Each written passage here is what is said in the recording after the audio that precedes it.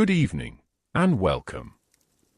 Tonight, I invite you to settle in as we begin a quiet journey through thought, memory, and meaning. Let the day loosen its grip. Let the lights grow softer in your mind. Tonight's story is not one of battles or empires, but of ideas that moved slowly, sometimes painfully, through one human life, and then outward into the centuries that followed. Tonight's topic is Friedrich Nietzsche, and the long, echoing legacy of his ideas. As I speak, imagine a small lamplit study. The hour is late. Outside, the world is still. Inside, pages are being filled not with certainty, but with questions. This is where Nietzsche belongs. Not in shouting crowds or rigid doctrines, but in the quiet spaces where thought turns inward and asks what it truly means to live. Friedrich Nietzsche was not a philosopher who offered comfort in the usual sense. He did not promise easy answers or stable ground. Instead, he asked his readers to stand awake, to look carefully at the beliefs they had inherited, and to consider whether those beliefs still served life, creativity, and honesty. His ideas arrived like slow footsteps in an empty hallway, not sudden thunder, but persistent, impossible to ignore. As we begin, it helps to remember that Nietzsche lived much of his life alone. His health was fragile. His friendships were complicated. His career unfolded quietly, without acclaim. He wrote while walking, while resting, while enduring long stretches of physical pain and isolation. And yet, from this solitude came ideas that would ripple through philosophy, literature, psychology, art, and politics long after his voice fell silent. Tonight, we will move gently through those ideas.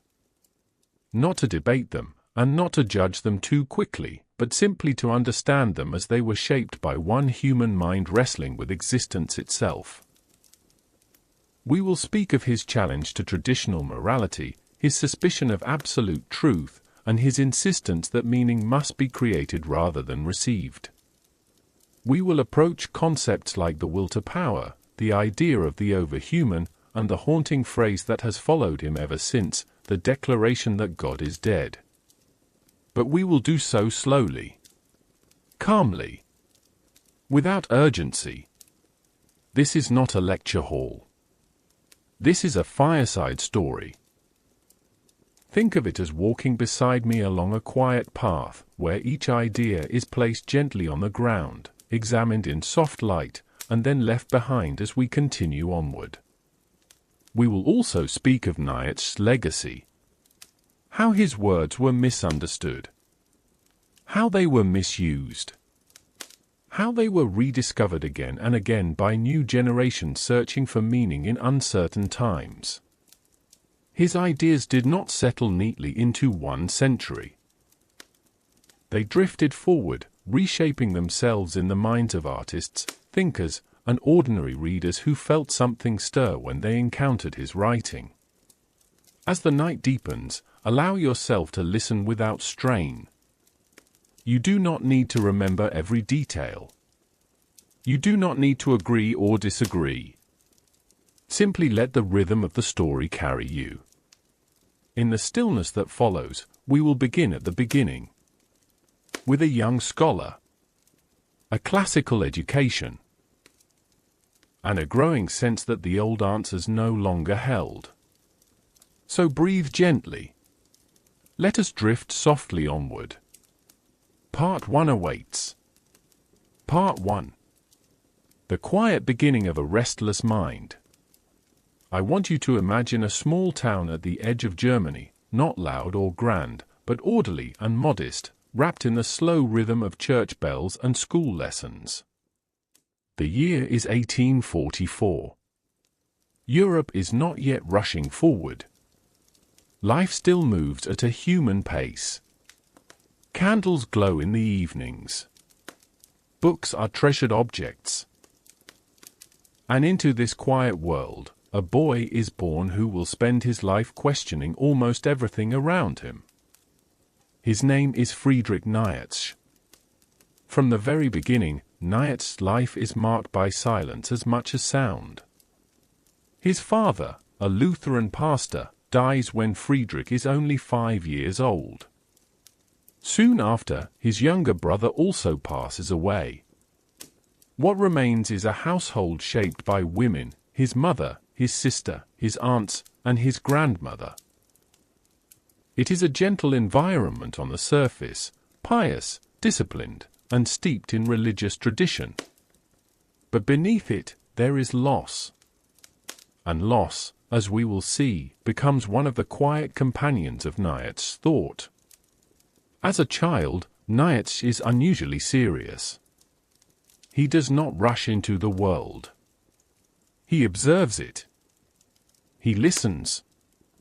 He writes small compositions and poems.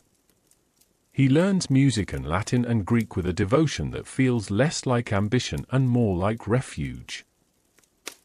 While other children run and shout, Nietzsche turns inward. His mind becomes a place of structure and imagination, a private room where questions can live without interruption. In school, he excels. Teachers recognize his brilliance early. He is precise, disciplined, almost austere. There is nothing rebellious about him yet. If anything, he appears to be a model student, respectful of tradition, deeply immersed in classical texts. Homer, Sophocles, Plato. These ancient voices become familiar companions, whispering across centuries. And Nietzsche listens closely. But even here, something subtle begins to stir. The ancient Greeks he studies are not the sanitized figures presented by polite education. They are tragic. They wrestle with fate. They accept suffering as part of existence rather than something to be explained away. Nietzsche feels this deeply. He senses that the Greeks understood life in a way that modern Europe, with its neat moral systems and confident rationality, may have forgotten. As a young man, Nietzsche enters the university world and moves quickly through it. His intellect is undeniable. By the age of 24, he becomes a professor of classical philology at the University of Basel. It is an astonishing achievement. He is young, respected, and positioned securely within academic life. From the outside, everything appears settled. And yet, inwardly, something is already restless. Nietzsche begins to feel confined by the very discipline that elevated him. Philology, the careful study of texts, grammar, and historical detail, feels too narrow. Too cautious. He wants to ask larger questions. Not just what words once meant, but what life itself demands. What values shape a culture? What happens when those values lose their power? At the same time, his health begins to fail him. Headaches. Vision problems. Digestive pain. Exhaustion that settles into his bones. These are not passing discomforts. They return again and again, shaping the rhythm of his days. Nietzsche learns early that thought does not float freely above the body. It is carried by it. And when the body suffers, the mind is forced into strange, intense clarity. He works when he can. He walks long distances, thinking as he moves, letting ideas rise and fall with his breath. Writing becomes something done in fragments, aphorisms, short bursts of insight captured between waves of pain. This style, sharp, compressed, often poetic, will later become one of his signatures. During these years, Nietzsche encounters the work of the philosopher Arthur Schopenhauer. And it is as though a door opens. Schopenhauer's vision of life is bleak but honest. He speaks of suffering as fundamental, not accidental. Of desire as endless and unsatisfying. Nietzsche feels understood. For a time, Schopenhauer becomes a guiding presence, a thinker who dares to look directly at the darker textures of existence without flinching. But Nietzsche is never content to remain a follower. He absorbs ideas the way fire absorbs fuel, transforming them rather than preserving them. Slowly, he begins to diverge. Where Schopenhauer retreats into resignation, Nietzsche starts to feel a different impulse. A question begins to form, quietly at first. If life is difficult, if suffering is unavoidable, what then? Should we deny life? Escape it? Or is there another response, one that does not flee from pain but transforms it? At the same time, Nietzsche's relationship with religion begins to shift. Raised within Christianity, he does not abandon it suddenly or dramatically. There is no single moment of rupture. Instead, belief fades like twilight. Slowly. Gently. Almost imperceptibly. He begins to suspect that Christian morality, with its emphasis on humility, obedience, and self-denial, may not be the eternal truth it claims to be. Perhaps it arose from particular historical conditions. Perhaps it served certain psychological needs. And perhaps, most dangerously of all, it may no longer serve life itself. These thoughts are not yet fully formed. They hover at the edge of awareness. Nietzsche does not shout them. He carries them quietly, testing them against experience, against history, against his own inner life. It is during this period that Nietzsche writes his first major work, The Birth of Tragedy. In it, he explores ancient Greek culture through the tension between two forces, the orderly and rational, and the chaotic and ecstatic. He argues that great art, and perhaps great life, emerges not from suppressing chaos, but from dancing with it. The book is bold. Too bold for his academic peers. It is poorly received. Critics dismiss it as speculative, unscientific, overly poetic. Nietzsche feels the sting deeply. He is not wounded by disagreement alone, but by the sense that the academic world cannot hear what he is trying to say. The institution that once embraced him now feels like a narrow room with no windows. Gradually, Nietzsche withdraws. He resigns his professorship. He lives without a permanent home, moving between small towns, mountain air, and rented rooms. He owns few possessions. Books. Notebooks. A few personal items. His life becomes simple, almost monastic, but also intensely focused. This wandering existence is not romantic in the usual sense. It is lonely. His health continues to deteriorate. Friendships come and go. Letters replace conversations. Yet in this solitude, Nietzsche's thought deepens. Freed from institutional expectations, he begins to write what he truly believes. And what he believes, at its core, is this: that humanity stands at a turning point. That the old sources of meaning are weakening. And that something new, frightening, and potentially magnificent must be created in their place. But that story belongs to what comes next. For now, let us leave Nietzsche here. Walking slowly along mountain paths. Pausing to write in the margins of his own thoughts. Listening to the quiet collapse of old certainties, and sensing, even if only dimly, that a new kind of thinking is required. As the night settles deeper, we will drift onward. In the next part, we will explore how Nietzsche begins to challenge morality itself, and why he believed that values are not discovered, but made. Rest gently. Part 2 is waiting just ahead. Part 2. The question of morality and the weight of inherited values. As we drift onward, I want you to imagine Nietzsche once again on the move.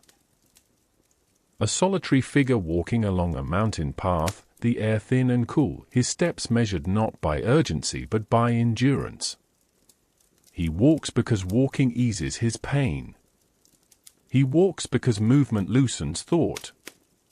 And as he walks, a question keeps returning to him, quiet at first, then insistent. Why do we believe what we believe? It seems like a simple question. Almost childish. And yet, Nietzsche senses that it is one of the most dangerous questions a person can ask. Because once you begin to pull at it, everything else begins to shift. By the time Nietzsche reaches his early 30s, he has begun to suspect that morality, the system of right and wrong that most people accept as natural and unquestionable, is not timeless at all. It is historical, shaped, constructed, and more importantly, it may be rooted not in truth, but in need. To most of the world around him, morality appears solid. Christian ethics dominate Europe. Concepts like humility, obedience, self-sacrifice, and meekness are praised as virtues. Strength, ambition, pride, and dominance are treated with suspicion. These values are taught from childhood, reinforced by church, school, and family. They feel inevitable. But Nietzsche does not experience them that way. From his quiet distance, he begins to notice something unsettling. These moral ideals do not arise evenly across history. They have a beginning. And if they have a beginning, they may also have an end. Nietzsche begins to look backward, not to affirm tradition, but to dissect it. He studies ancient societies, not with nostalgia, but with curiosity. He asks how people valued themselves before Christianity shaped Europe's moral imagination. What he finds unsettles him. In ancient cultures, particularly those Nietzsche associates with early Greece and Rome, values look very different. Strength is admired. Excellence is praised. Nobility is not something to apologize for. Life is not justified through suffering, but affirmed despite it. Even tragedy is embraced as part of existence, not something to be explained away or morally redeemed. Nietzsche does not argue that these societies were perfect. He is not interested in returning to the past. What interests him is contrast. The realization that what feels morally obvious now would have felt foreign then. This is where Nietzsche begins to formulate one of his most provocative ideas. That morality itself may be an expression of power. Not power in the crude sense of violence or domination alone, but in the deeper sense of who gets to define what is good. Nietzsche suggests that early moral systems emerged from those who were strong, confident, and secure in their position. He calls this mode of valuation master morality.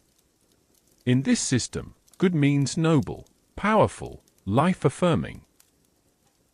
Bad simply means weak or contemptible, not sinful, not evil, just lesser. But history does not stand still. As societies change, Nietzsche argues, a different moral perspective emerges. One shaped not by those who command, but by those who endure. Those who lack direct power. Those who suffer. Those who feel constrained, overlooked, or humiliated. This second system, which Nietzsche calls slave morality, does something subtle and profound. It reverses values. In this new framework, strength becomes suspicious. Pride becomes sinful. Power becomes cruelty. Meanwhile, weakness is reframed as virtue. Humility becomes goodness. Obedience becomes righteousness. Suffering becomes meaningful, even holy. This reversal is not accidental. Nietzsche believes it arises from resentment. Not a loud resentment, but a quiet, slow-burning one. A psychological response to long-standing powerlessness. Rather than confront strength directly, slave morality redefines it as evil. Rather than admit weakness, it sanctifies it. Christianity, in Nietzsche's view, represents the most influential expression of this moral reversal. It does not merely comfort the suffering. It elevates suffering into a moral ideal. It teaches that the last shall be first, that the meek shall inherit the earth, the reward lies not in this life, but in another. For many people, this is a source of solace. And Nietzsche does not deny that. He understands its emotional power. He understands why it spread. But he asks a question few are willing to ask. What does this morality do to life? Does it encourage growth, creativity, and strength? Or does it quietly discourage excellence by framing it as arrogance? Does it deepen life, or does it teach people to endure it rather than shape it? Nietzsche does not offer this critique lightly. He knows how dangerous it is. To question morality is to risk social exile. To question Christian morality in 19th-century Europe is to invite misunderstanding, outrage, and dismissal. And yet, he presses forward. He begins to argue that moral systems are not discovered through reason or divine revelation. They are created. They arise from particular historical and psychological conditions. And once created, they present themselves as eternal truths, masking their origins. This insight becomes central to Nietzsche's method. He calls it genealogy. Not the tracing of family lines, but the tracing of values. He wants to uncover where our moral ideas come from, not to destroy them indiscriminately, but to expose their hidden assumptions. In doing so, Nietzsche believes he is performing a kind of cultural diagnosis. Europe, he senses, is living on inherited moral capital. People still use Christian values, but fewer truly believe in their theological foundations. Faith is weakening. Rituals remain, but conviction fades. What happens when the structure collapses but the habits remain? This is where Nietzsche begins to approach one of his most famous and misunderstood ideas: the death of God. When Nietzsche later declares that God is dead, he does not mean that a divine being has literally expired. He means that belief in God, as the ultimate source of meaning and moral authority, is losing its power. Science, historical criticism, and modern thought have quietly eroded it. The danger, Nietzsche believes, is not atheism itself. The danger is nihilism. If the old values no longer command belief, but no new values have taken their place, then life risks becoming empty. Directionless. Weightless. People may continue to speak of good and evil, but without knowing why. They may follow moral rules out of habit, not conviction. They may feel a creeping sense that nothing truly matters. Nietzsche does not celebrate this condition. He fears it. He sees it as a long twilight, where meaning drains away slowly, leaving exhaustion in its wake. And he believes that many of the anxieties of modern life, restlessness, depression, cynicism, are symptoms of this deeper cultural sickness. Yet Nietzsche is not content to merely diagnose the problem. Even here, in the midst of critique, something creative begins to emerge. If values are made, then they can be remade. If morality is human, then humans are responsible for what they worship. This realization terrifies Nietzsche as much as it excites him. It places an enormous burden on humanity. No longer can people hide behind tradition or divine command. They must become creators of meaning. But not everyone is capable of this. And this, too, is something Nietzsche is willing to say aloud. As we pause here, imagine Nietzsche stopping along his path, resting on a stone warmed by the sun. He is not angry, not shouting.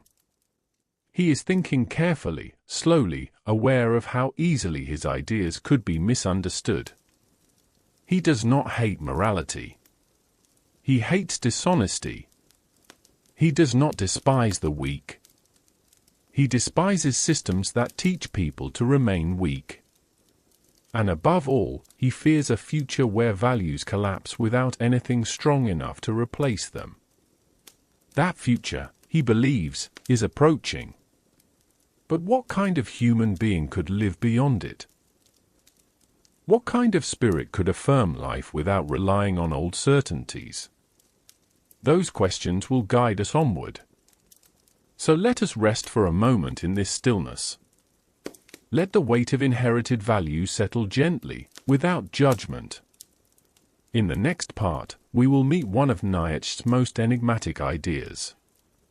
A figure not meant as a ruler or a tyrant, but as a challenge. The idea of the one who overcomes. Drift softly forward.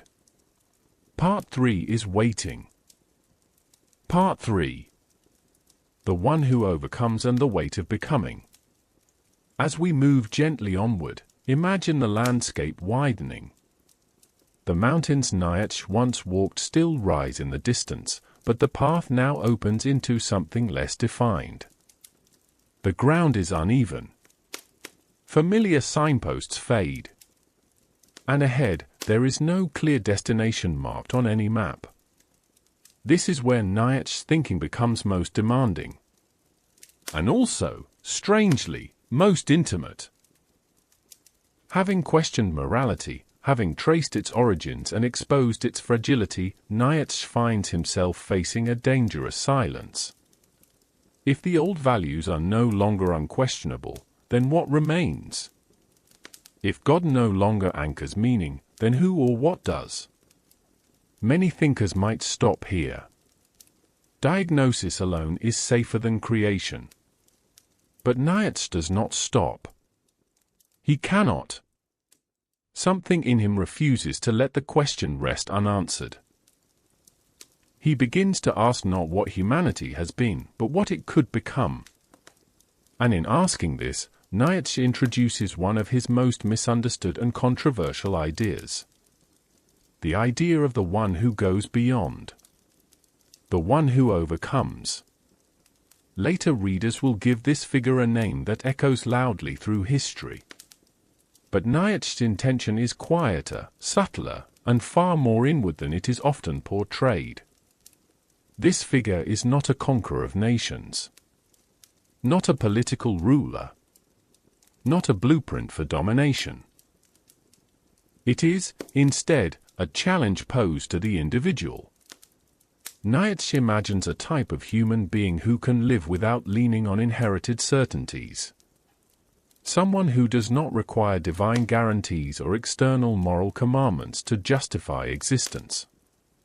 Someone who can look at life, with all its suffering and uncertainty, and still say yes. This is not an easy yes. It is not optimism. It is not denial. It is affirmation in full awareness. To understand why Nietzsche finds this so important, we must return again to the problem he fears most. Nihilism. The sense that nothing has value, that all effort is pointless, that existence itself lacks meaning. Nietzsche sees nihilism not as a sudden collapse, but as a slow erosion. When values lose their foundation, people do not immediately despair. Instead, they drift. They distract themselves. They cling to routines. They follow rules without belief. Over time, vitality drains away. Life becomes something to endure rather than create. Nietzsche wants something else. He wants a way of living that does not retreat into resignation or comfort, but steps forward into responsibility. A way of being that understands that meaning is not given, but made. And that making meaning is not a collective slogan, but a personal task. This is where his idea of self-overcoming emerges. Nietzsche does not believe that humans are static creatures. He does not see identity as something fixed at birth. Instead, he views each person as a process. A tension. A bridge between what they are and what they might become. But growth, he insists, is not gentle. To overcome oneself is not to indulge every desire. It is not to seek pleasure at all costs. It is not to escape discipline. On the contrary, it requires immense restraint, focus, endurance. Nietzsche admires artists, thinkers, and creators not because they are happy, but because they are willing to sacrifice comfort for transformation. They shape themselves the way a sculptor shapes stone. Through effort. Through resistance. Through pain that serves a purpose. He looks at humanity and sees not a finished product, but raw material. This is a deeply unsettling perspective. It strips away excuses. It refuses to allow suffering to be automatically meaningful. Suffering, Nietzsche argues, only has value if it leads to growth. Otherwise, it is merely endured, and endurance alone is not enough. This is why Nietzsche's philosophy feels demanding rather than consoling. He does not offer rest in the usual sense. He offers a task. And yet, there is something strangely hopeful here. Nietzsche does not believe that meaning must be universal to be real. He does not require everyone to follow the same path. In fact, he distrusts systems that claim to be for everyone. Uniformity, he believes, suffocates excellence. Instead, he imagines meaning as something deeply personal, created through one's own values, one's own commitments, one's own willingness to stand by what one affirms. This does not mean isolation from others. It means honesty with oneself. Nietzsche often writes in parables and poetic language during this phase of his work. He introduces figures who speak in riddles. He abandons systematic philosophy in favor of imagery and rhythm. He wants his ideas to be felt, not merely understood. One of his most famous images is that of the rope stretched over an abyss. Humanity, he suggests, is not an end, but a crossing. To live is to balance between what has been and what could be, with no guarantee of safety. This is not a comfortable image. And it is not meant to be. Nietzsche distrusts comfort. He believes that too much comfort weakens the spirit. That safety, when elevated above all else, leads to stagnation. That cultures, like individuals, decay when they fear risk more than emptiness. At the same time, he is acutely aware that not everyone can live this way. Not everyone wants to. And he does not pretend otherwise. His philosophy is not democratic in the emotional sense. It does not promise fulfillment to all. It does not offer universal salvation. This is one reason his ideas later attract misuse. Read carelessly, they can be twisted into justification for cruelty or elitism. But Nietzsche himself is not advocating oppression. He is advocating responsibility. The responsibility to choose one's values consciously. To examine one's motives. to resist the temptation to outsource meaning to tradition, authority, or resentment. This is why Nietzsche's writing is so personal, so intimate, even when it appears grand. He is speaking as someone who has lived through loss, illness, isolation, and disappointment. He is not arising from comfort. He is wrestling with life as it presses against him. There is no triumphal tone here.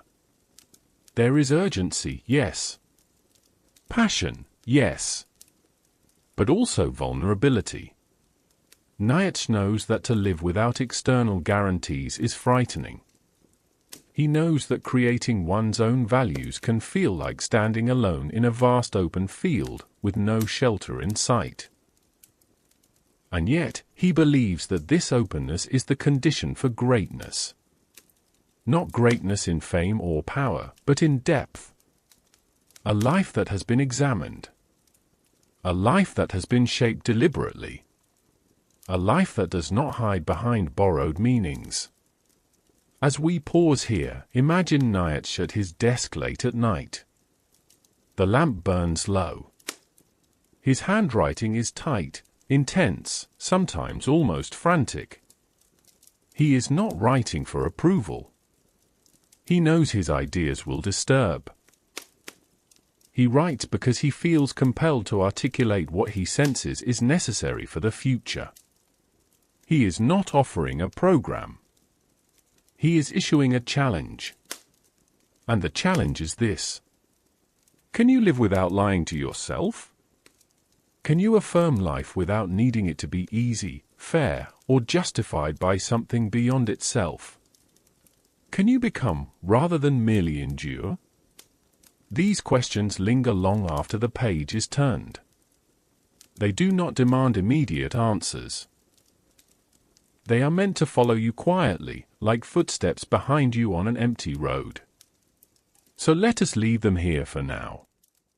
In the next part, we will turn to one of Nietzsche's most unsettling ideas.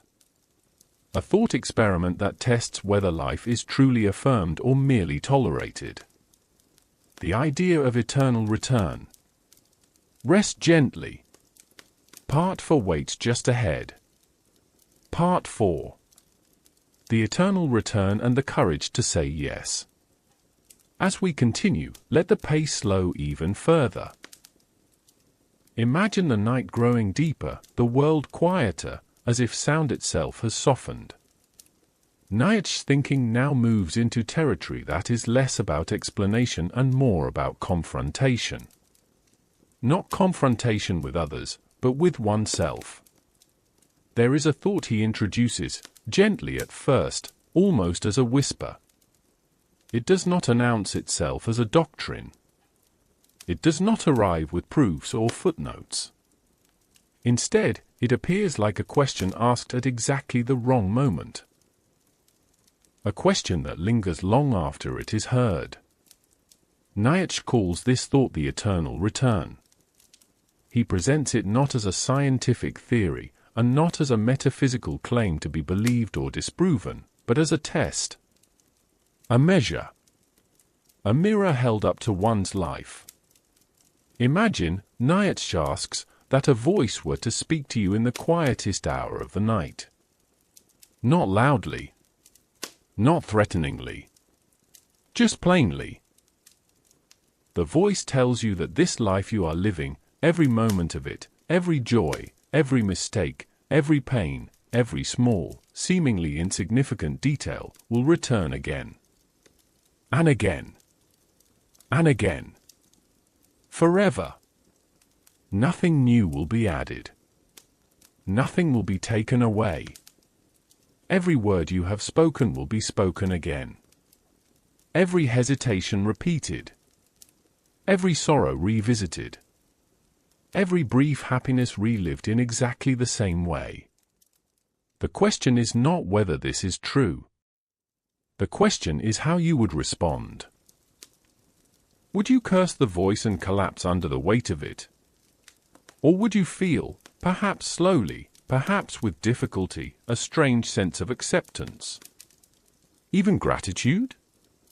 Nietzsche is not interested in punishment or reward. He is interested in affirmation. He wants to know whether a person can say yes to life so fully that they would be willing to live it again, exactly as it is, without revision. This is an extraordinarily demanding idea. Most people, Nietzsche believes, live in anticipation of elsewhere. Elsewhen. They endure the present while hoping for a future that will redeem it.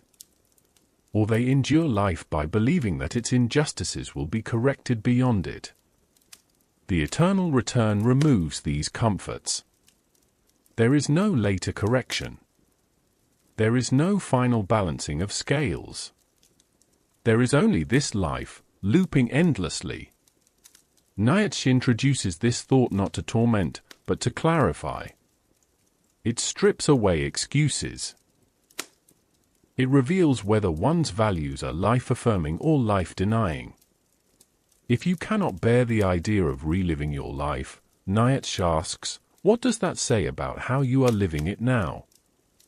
This is not a demand for perfection. Nietzsche does not expect a life without suffering. On the contrary, suffering is unavoidable.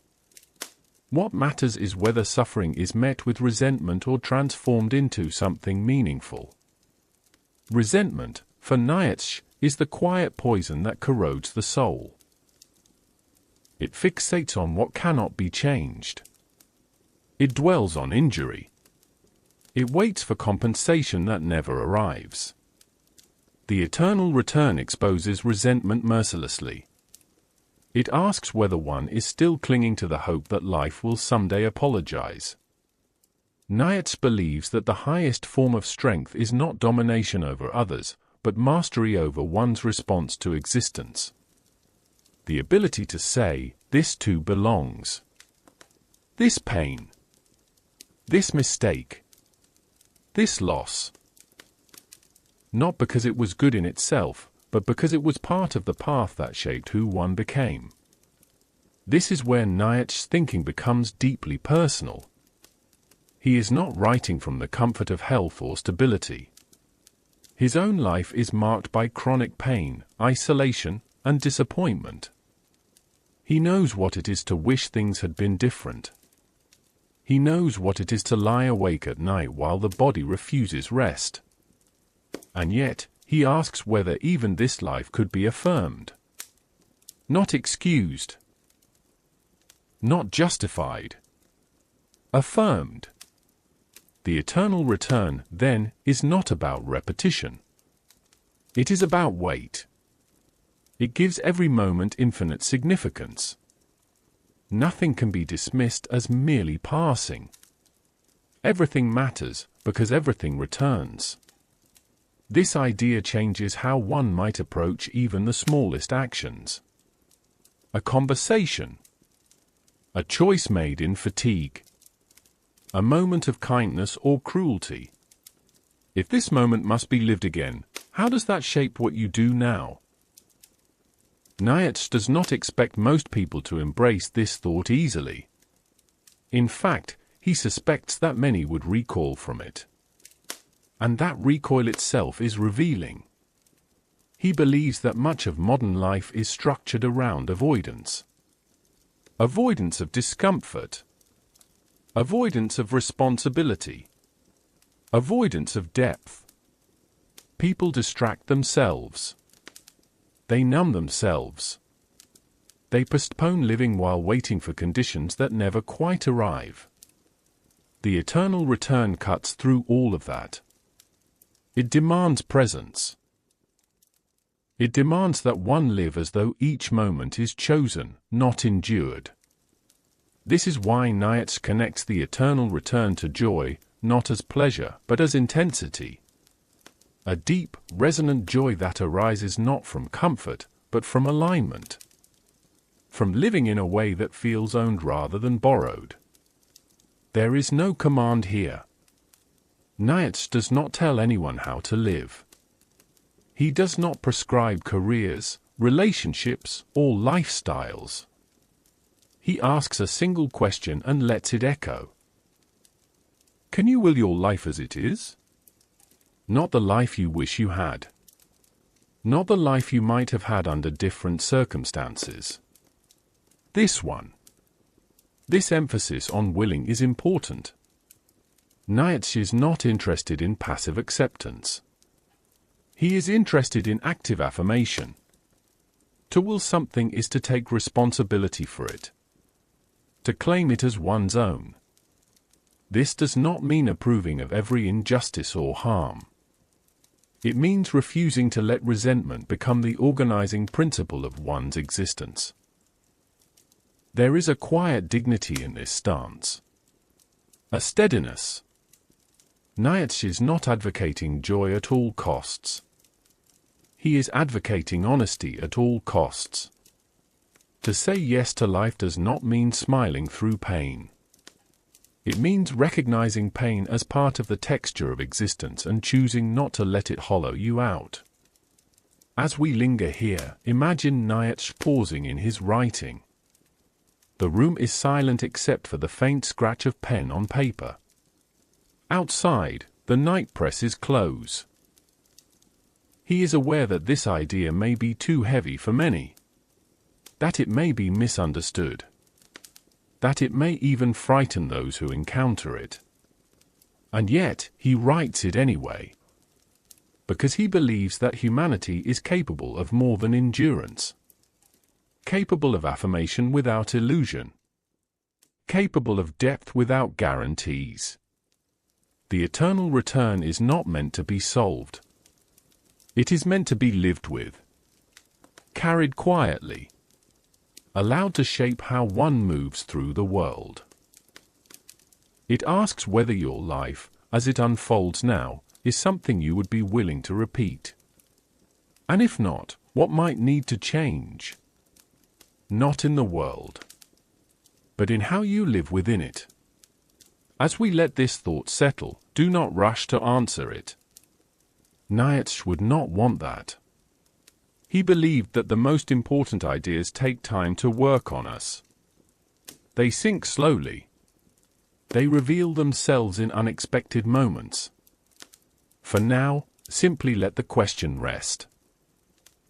In the next part, we will turn toward Nietzsche's own life once more. Toward the costs of his thinking.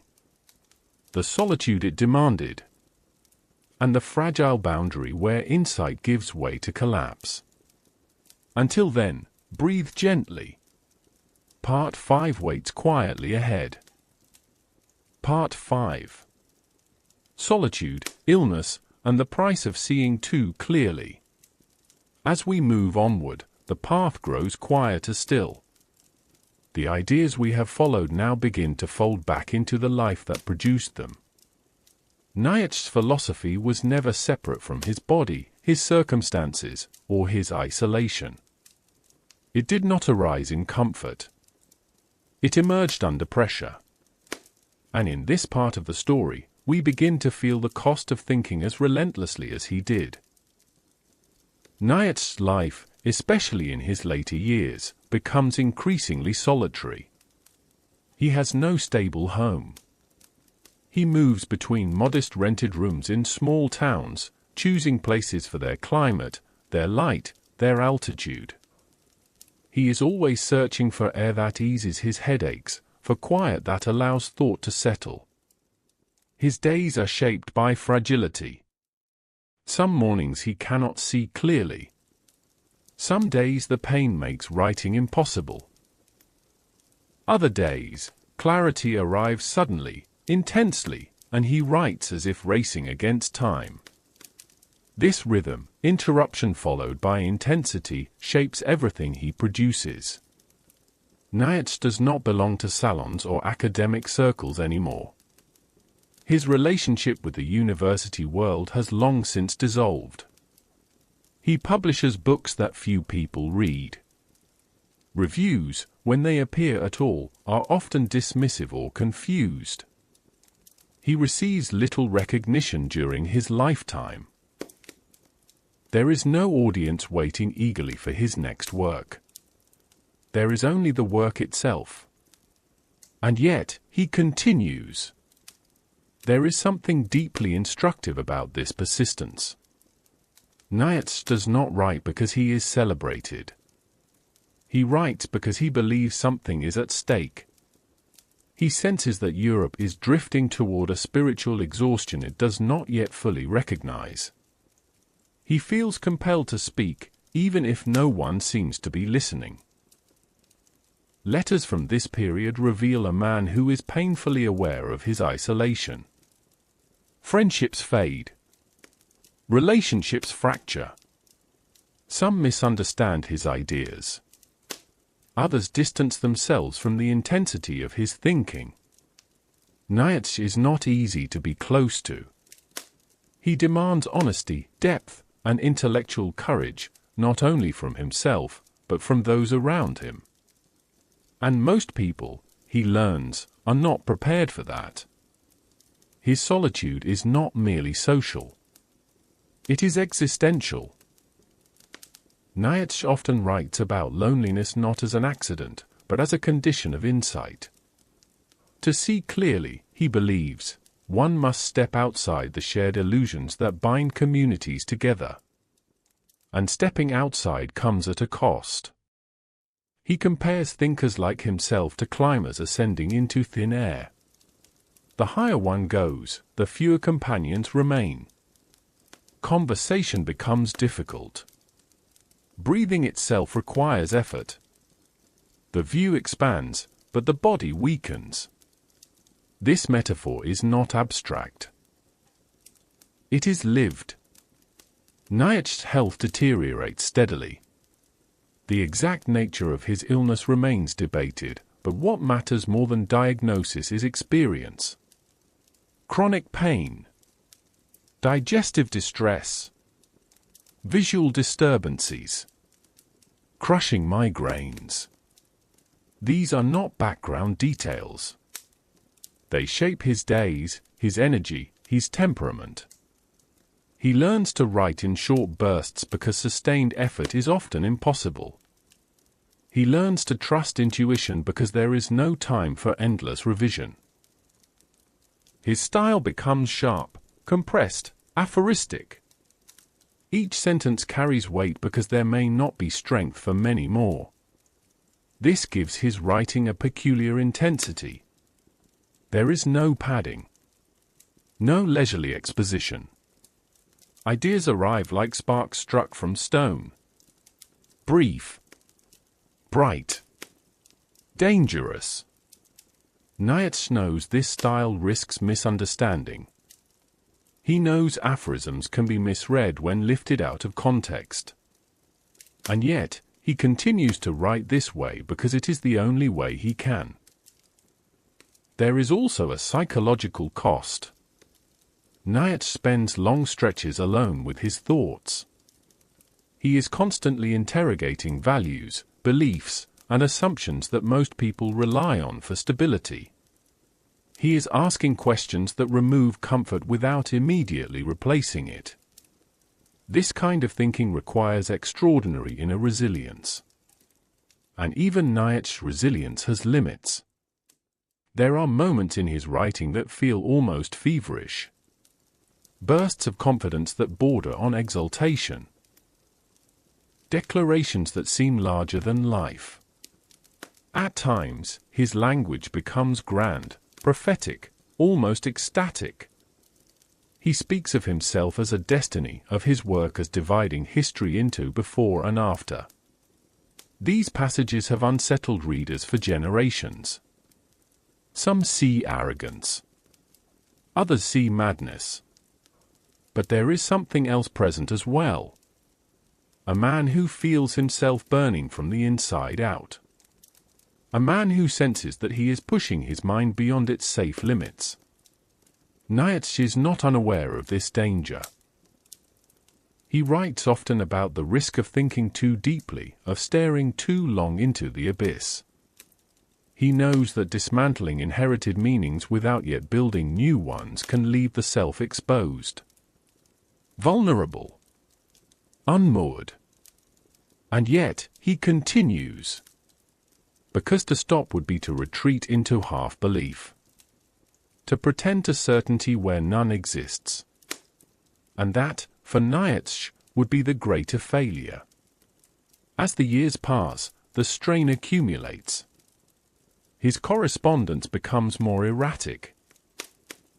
His moods swing between deep despair and intense elation. He works obsessively, producing books at a pace that seems unsustainable. There is a sense of urgency in his later writing, as if he feels time closing in. And then, gradually, something breaks. In 1889, Nietzsche collapses. The details are sparse, but the outcome is clear. His mental clarity dissolves. The sharp, probing mind that had questioned the foundations of morality and meaning is no longer accessible in the same way. He enters a long period of mental incapacity that will last until his death. For many readers, this moment casts a shadow backward over his work. They ask whether his ideas led him here. Whether his philosophy was a symptom rather than a diagnosis. Whether his collapse invalidates what he wrote. Nietzsche himself never gets to respond to these questions. But we can approach them gently. Nietzsche never claimed that insight comes without cost. In fact, he insisted on the opposite. He believed that those who seek to see clearly must be willing to pay a price. Not everyone should pursue this path. Not everyone is built for it. And that is not a moral failing. It is simply reality. He did not believe that everyone must become a creator of values. He believed that humanity needs creators, just as it needs caretakers, builders, and preservers. His philosophy was never meant to flatten difference. It was meant to expose it. Nietzsche's collapse does not erase his ideas. Nor does it sanctify them. It reminds us that thought emerges from bodies. That insight does not float above flesh and nerves. That brilliance and fragility often coexist. In his final years, Nietzsche is cared for by others. He no longer writes. The voice that challenged the world falls silent. But his words do not. They begin to travel. Books that once sold poorly begin to be read. Ideas that once seemed obscure begin to resonate. Artists, writers, psychologists, and philosophers encounter his work and feel something shift. Some read him carefully. Others dangerously. His ideas spread into places he never intended, and into hands he could not control. This, too, is part of the cost of creation. Once an idea is released, it no longer belongs to its author. As we pause here, let us not judge Nietzsche by his end alone. Let us see him as he was for most of his life. A solitary thinker walking slowly through mountain towns. Writing between waves of pain. Asking questions that most people would rather avoid. Refusing comfort when it required dishonesty. His life was not a model to imitate. He never wanted that. It was a wager. A wager that truth, however difficult, was worth pursuing. A wager that life could be affirmed without illusion. A wager that humanity could grow beyond inherited limits. Whether one agrees with him or not, that wager remains. In the next part, we will turn to what happened after Nietzsche fell silent. How his ideas were taken up, twisted, misunderstood, and reclaimed. And how his legacy became far more complicated than he could have imagined. For now, let the quiet settle. Part 6 waits gently ahead. Part 6. After the silence, misuse, myth, and the struggle for his legacy. When Nietzsche's voice fell quiet, the world did not pause. History rarely does. It moves forward, carrying fragments of thought like seeds scattered by the wind. Some fall on fertile ground. Others are trampled. Some are taken up and reshaped into something unrecognizable from their origin. Nietzsche never lived to see what would be done with his ideas. This matters more than it first appears. For much of his life, Nietzsche wrote into relative obscurity. His books circulated slowly. His readership was small, often confused, sometimes hostile. He had imagined that his ideas might take decades to be understood, if they were understood at all. What he did not imagine was how quickly they would be seized, simplified, and pressed into service once he could no longer clarify or resist their use. After his collapse, Nietzsche becomes a figure others speak for. And not all of them speak honestly. In the years following his incapacitation, Nietzsche's writings are curated, edited, and promoted by those around him. Some do this with care. Others with ambition. His words are arranged, emphasized, and sometimes distorted to fit narratives he never intended. The complexity of his thought, its resistance to slogans, its careful psychological nuance, begins to flatten. And into this flattening, dangerous interpretations enter. Nietzsche had written about strength, self-overcoming, and the creation of values. He had criticized herd mentality, ressentiment, and moral systems born from weakness. Stripped of context, these ideas could be made to sound like endorsements of domination or superiority. But Nietzsche never argued for racial hierarchies. He never advocated nationalism. He despised anti-Semitism. He distrusted mass movements of all kinds. He believed that true individuality was rare and fragile, not something that could be manufactured through ideology. Yet as the 20th century unfolds, some of Nietzsche's language is absorbed into political movements that stand in stark opposition to his spirit. This is one of the great tragedies of his legacy. Ideas, once released, do not come with safeguards.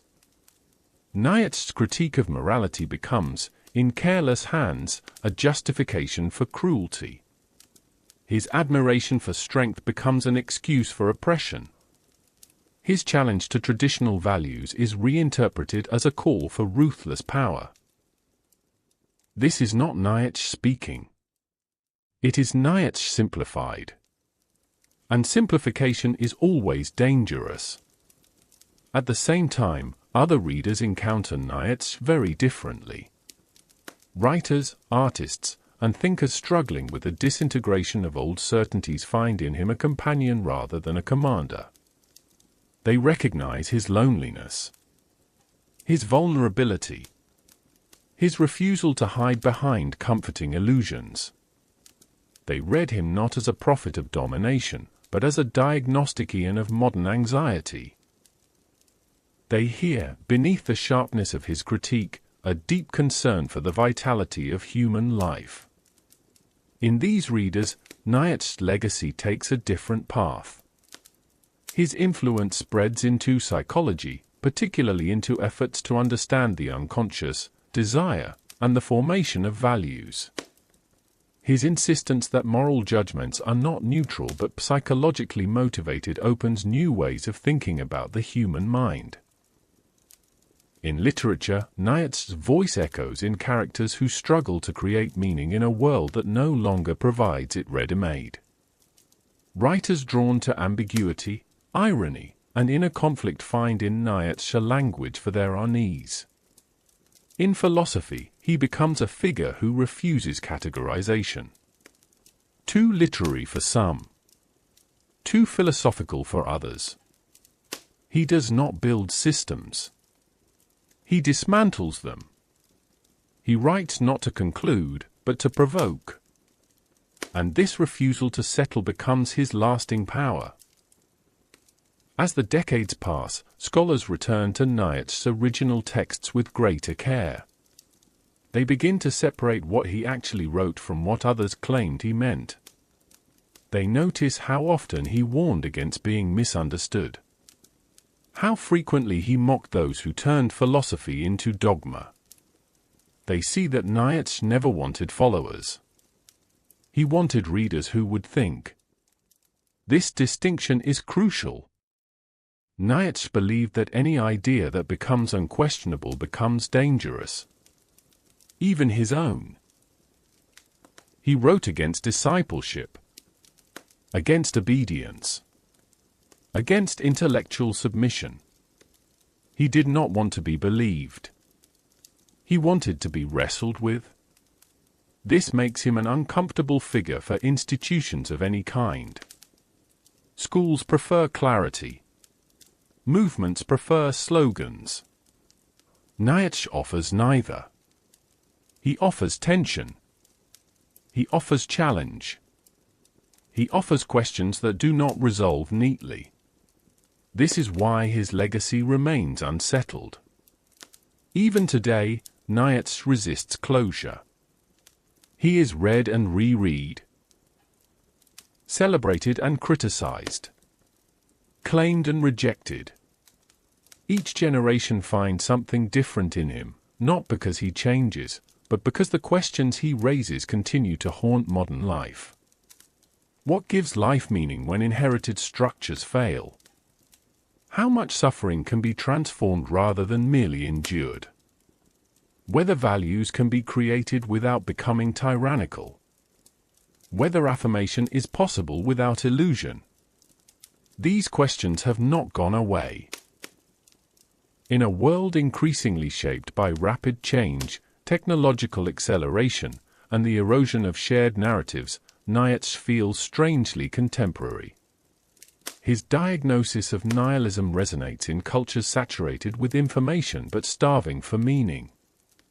His suspicion of mass thinking echoes in an age of algorithms and outrage cycles. Yet his thought also demands caution. Nietzsche is not a guide for comfort. He is not a manual for happiness. He does not offer moral shortcuts. Those who approach him seeking validation for ego or cruelty will always find fragments they can misuse. But those who read him slowly, attentively, and with humility encounter something else.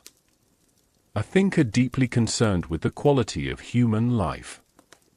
A man who believed that suffering could either diminish or deepen us, depending on how we respond.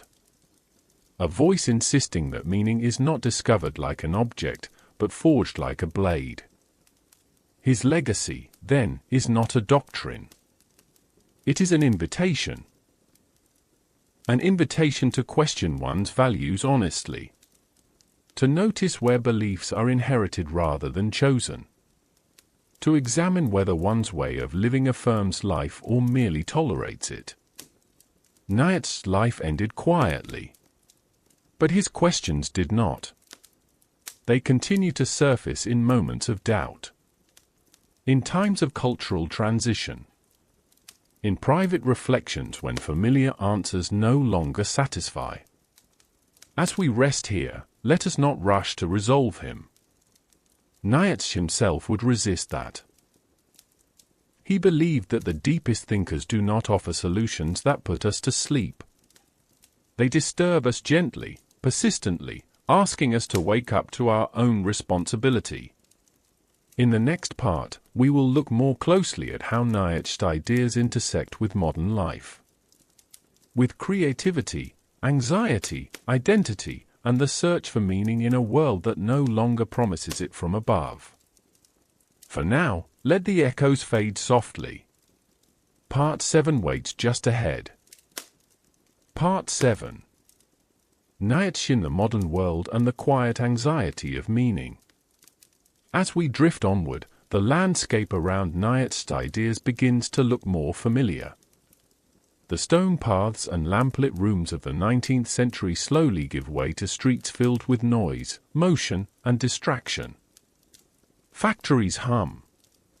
Cities expand. Time itself seems to accelerate. And yet, beneath all this movement, something strangely familiar remains. The same questions. The same unease. Nietzsche never lived to see the modern world as we know it. He did not experience digital screens, constant connectivity, or the relentless pace of information. And yet, his thought feels uncannily at home here. As though he sensed the shape of what was coming long before it arrived. To understand why, we must return to one of his deepest concerns. The quiet erosion of meaning. Nietzsche believed that cultures depend on shared values to orient life.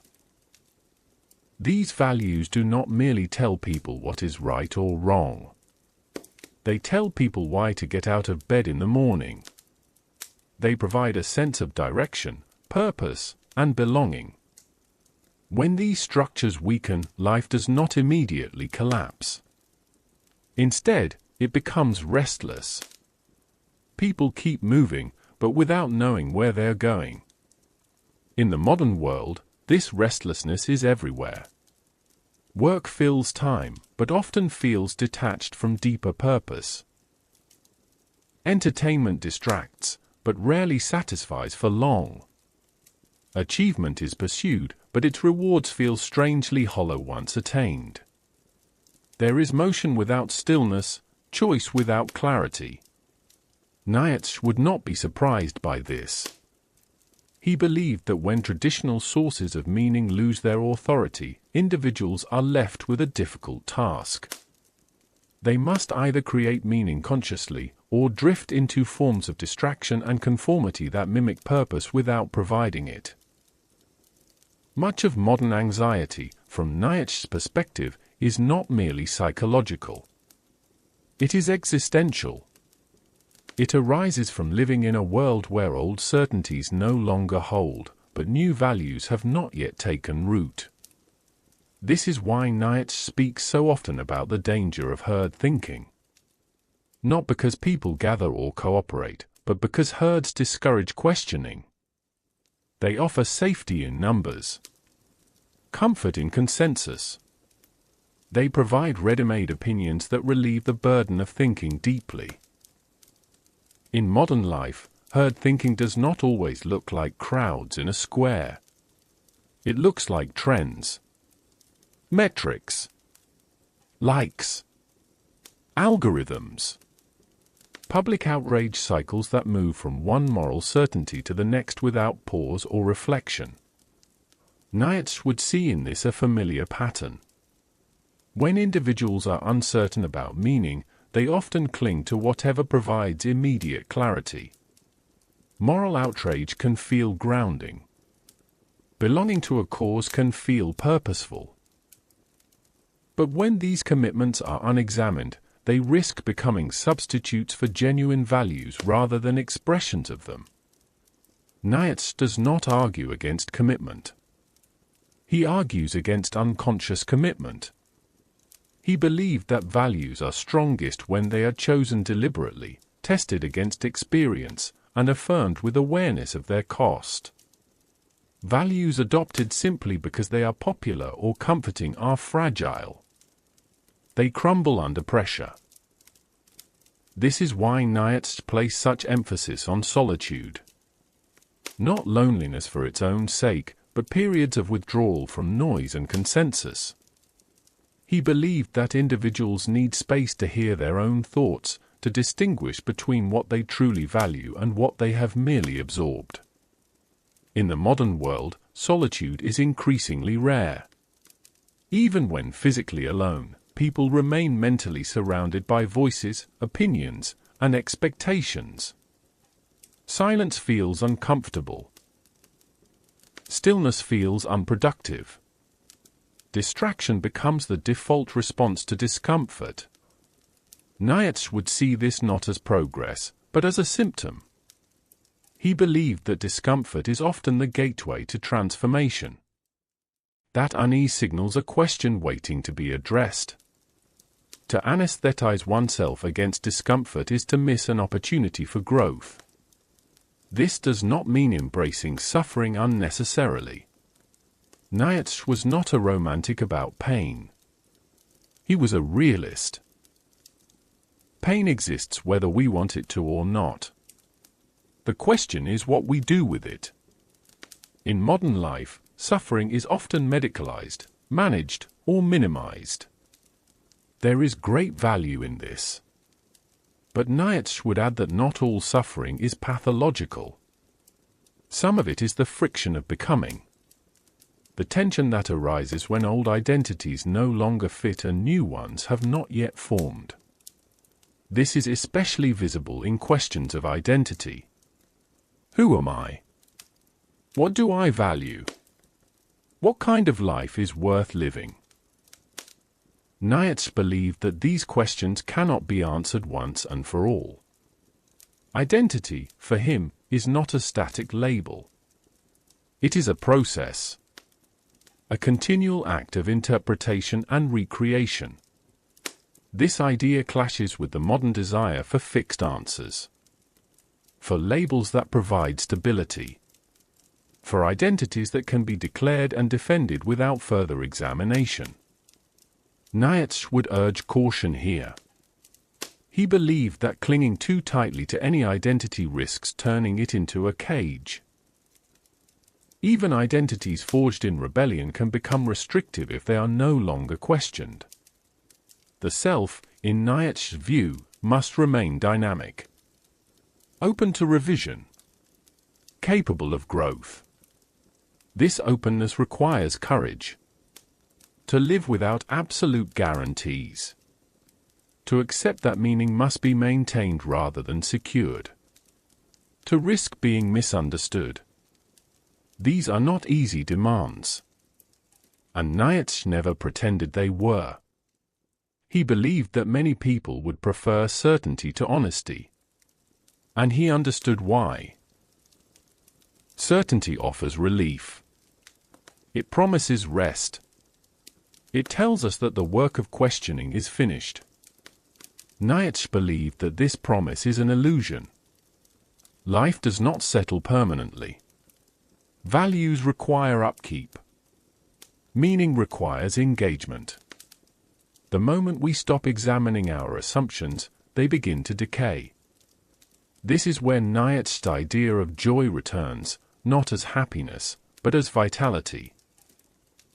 He believed that a life engaged in the ongoing task of self-creation, though difficult, possesses a depth that comfort alone cannot provide. Joy, in this sense, is not the absence of struggle. It is the feeling that one's struggles are meaningful. In modern culture, happiness is often treated as a constant emotional state to be achieved and maintained. Nietzsche would find this both unrealistic and limiting. He believed that fluctuation is part of life. That sorrow and intensity are not failures, but textures. A meaningful life, for Nietzsche, is not smooth. It is resonant. This perspective can be unsettling. It refuses the promise of permanent satisfaction. But it also frees us from the pressure to feel good all the time. It allows for seriousness without despair. For joy that coexists with difficulty. As we sit with Nietzsche's ideas in the context of modern life, it becomes clear that his relevance does not lie in offering solutions. It lies in sharpening perception. He teaches us to ask, where do my values come from? Which of my beliefs are chosen, and which are inherited? Do my habits affirm life, or merely distract from it? Am I living in a way I would be willing to repeat? These questions do not demand immediate answers. They are not meant to produce anxiety. They are meant to cultivate attentiveness. Nietzsche believed that the greatest danger was not suffering, but unconsciousness. Living on autopilot. Allowing one's life to be shaped entirely by forces one has never examined. In a world overflowing with information and opinion, this danger is amplified. Nietzsche's voice, then, remains a quiet counterpoint. not shouting above the noise, but asking us to step aside from it, to slow down, to listen more closely to ourselves. As we prepare to move forward, hold on to this sense of attentiveness, the feeling that meaning is not absent, but waiting to be engaged. In the next part, we will turn toward one of the most intimate aspects of Nietzsche's legacy: his influence on how we understand the self, the psyche, and the hidden forces that shape our choices. For now, let the modern world fade slightly into the background. Part 8 is waiting, calmly, just ahead. Part 8. The inner landscape, hidden motives, and the self beneath the self. As we continue, the noise of the outer world softens even further. Streets, crowds, arguments, identities. All of it fades gently into the background. Nietzsche now turns inward. And as he does, the terrain becomes quieter, darker, and far more intimate. This is where his legacy touches something deeply personal. Nietzsche was among the first thinkers to insist, with real seriousness, that human beings are not transparent to themselves. That what we say we believe, what we think motivates us, and what actually drives our actions are often very different things. Beneath our conscious explanations, he sensed a hidden landscape. One shaped by instinct, desire, fear, and unacknowledged longing. Long before psychology became a formal discipline, Nietzsche was already listening to the murmurs beneath the surface of the self. He did not trust appearances, especially moral appearances. When someone declared a belief passionately, Nietzsche asked what need that belief might be serving. When someone condemned a behavior loudly, he wondered whether envy or fear lay behind the condemnation. When people spoke of virtue, he listened for resentment. When they spoke of humility, he listened for concealed pride. This way of thinking unsettled many. It still does. Nietzsche was not accusing people of hypocrisy in a simple sense. He was suggesting something more uncomfortable: that we often do not know why we value what we value. That moral language frequently disguises psychological necessity. That beliefs can function as emotional defenses rather than expressions of truth. To Nietzsche, the self was not a single voice speaking clearly. It was a conversation, sometimes a conflict. He imagined the individual as a collection of drives, impulses, instincts, and tendencies. Some loud, some quiet, some striving for expression, others seeking suppression. What we call the self, in this view, is not a unified commander, but a temporary arrangement of forces. This is why Nietzsche distrusted the idea of free will as it was traditionally understood.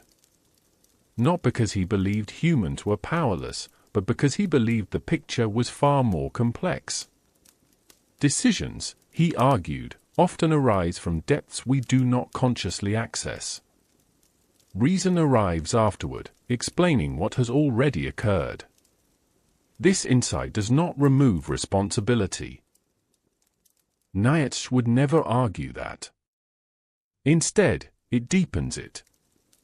If we are shaped by unconscious forces, then understanding those forces becomes part of ethical life. To ignore them is to live blindly. To confront them is to begin the work of self-knowledge. Nietzsche believed that much of human suffering comes from inner division, from denying parts of ourselves rather than integrating them, from declaring certain impulses evil rather than understanding where they come from and how they might be transformed. This is where his critique of traditional morality intersects with psychology. By labeling desires as sinful or shameful, Nietzsche believed people often drove them underground rather than resolving them. The impulse did not disappear. It returned in distorted forms. In cruelty masked as righteousness. In judgment masquerading as virtue. In self-denial that eventually turned into bitterness. Nietzsche did not advocate indulgence. He advocated honesty. To face one's instincts without panic. To recognize aggressive impulses without acting them out destructively. To acknowledge ambition without disguising it as moral superiority. To see oneself clearly rather than beautifully. This kind of honesty is difficult. It destabilizes self-image. It threatens the narratives we tell about our goodness. But Nietzsche believed it was the foundation of strength. Strength, for him, was not the absence of darker impulses. It was the capacity to integrate them consciously. This idea would later echo strongly in depth psychology. Though Nietzsche did not build a formal theory of the unconscious, his intuition that the self is layered and conflicted proved prophetic. Later thinkers would expand on this insight, mapping the hidden structures beneath conscious thought. Nietzsche, however, approached the inner life not clinically, but artistically. He wrote about the psyche the way a dramatist writes about characters. Forces clash. Voices compete. One impulse rises, another resists. Identity shifts depending on which voice gains the upper hand. This perspective changes how responsibility looks. Rather than asking whether someone followed a rule, Nietzsche asks whether they acted from strength or weakness. Whether their values arise from abundance or from fear. Whether their moral judgments expand life or constrict it. This is not a comfortable framework. It offers no easy absolution. But it also avoids shallow condemnation. Instead of asking whether a person is good or bad, Nietzsche asks what kind of life energy animates them. This way of seeing extends inward as well. Nietzsche believed that self-knowledge was not about self-criticism in the moral sense. It was about self-observation. Watching one's reactions. Noticing what provokes anger, envy, admiration, or disgust.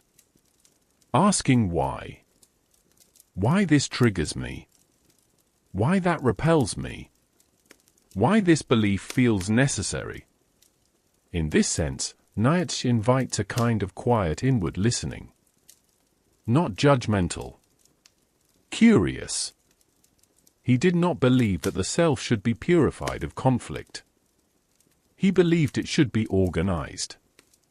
A healthy self, in Nietzsche's view, is not one that suppresses its drives, but one that arranges them into a coherent direction. A hierarchy of impulses rather than a battlefield. This is where his idea of self-mastery differs sharply from self-denial. Self-denial rejects parts of the self. Self-mastery incorporates them into a larger purpose. This process takes time. It cannot be rushed. It requires patience, reflection, and a willingness to endure discomfort. Nietzsche often compared it to cultivation. Like tending a garden. Weeds are not hated. They are understood, redirected, pruned when necessary. Modern culture often encourages either indulgence or repression. Express everything, or control everything. Nietzsche offers a third path. Transformation. To transform an impulse is not to destroy it. It is to give it form. Anger becomes clarity. Desire becomes creativity. Ambition becomes discipline. Fear becomes attentiveness. This is not guaranteed. It requires effort. And Nietzsche never pretended otherwise. He believed that most people avoid this inner work. Not out of laziness, but because it is unsettling. It removes the comfort of simple self-images. It demands responsibility not only for actions, but for motives. Yet he also believed that those who undertake this work gain something rare. A sense of coherence. A feeling of standing on their own ground. This inner coherence, more than moral approval, is what Nietzsche valued. A life where one's actions align with one's values. Where values arise from examined instincts rather than inherited rules. Where the self is not fragmented by denial or resentment. As we sit with this part of his legacy, it becomes clear why Nietzsche feels so contemporary. In a time when identity is often performed, declared, or defended publicly, he asks us to look inward instead. To examine not who we say we are, but what moves us. This examination is not meant to end in certainty. Nietzsche distrusted final answers. The self, for him, remained fluid. Capable of growth. Capable of reorganization. He did not want people to find themselves once and for all. He wanted them to keep becoming. As we prepare to move on, let this inward focus settle gently. There is no need to analyze yourself now. No need to resolve anything. Simply notice the idea that the self is deeper, more complex, and more dynamic than it appears. In the next part, we will turn toward one of Nietzsche's most enduring tensions. The relationship between creativity and destruction. Between tearing down old values and building new ones.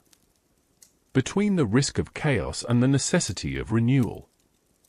For now, rest in the quiet of this inner landscape. Part 9 waits softly ahead. Part 9. Creation, destruction, and the dangerous beauty of new values.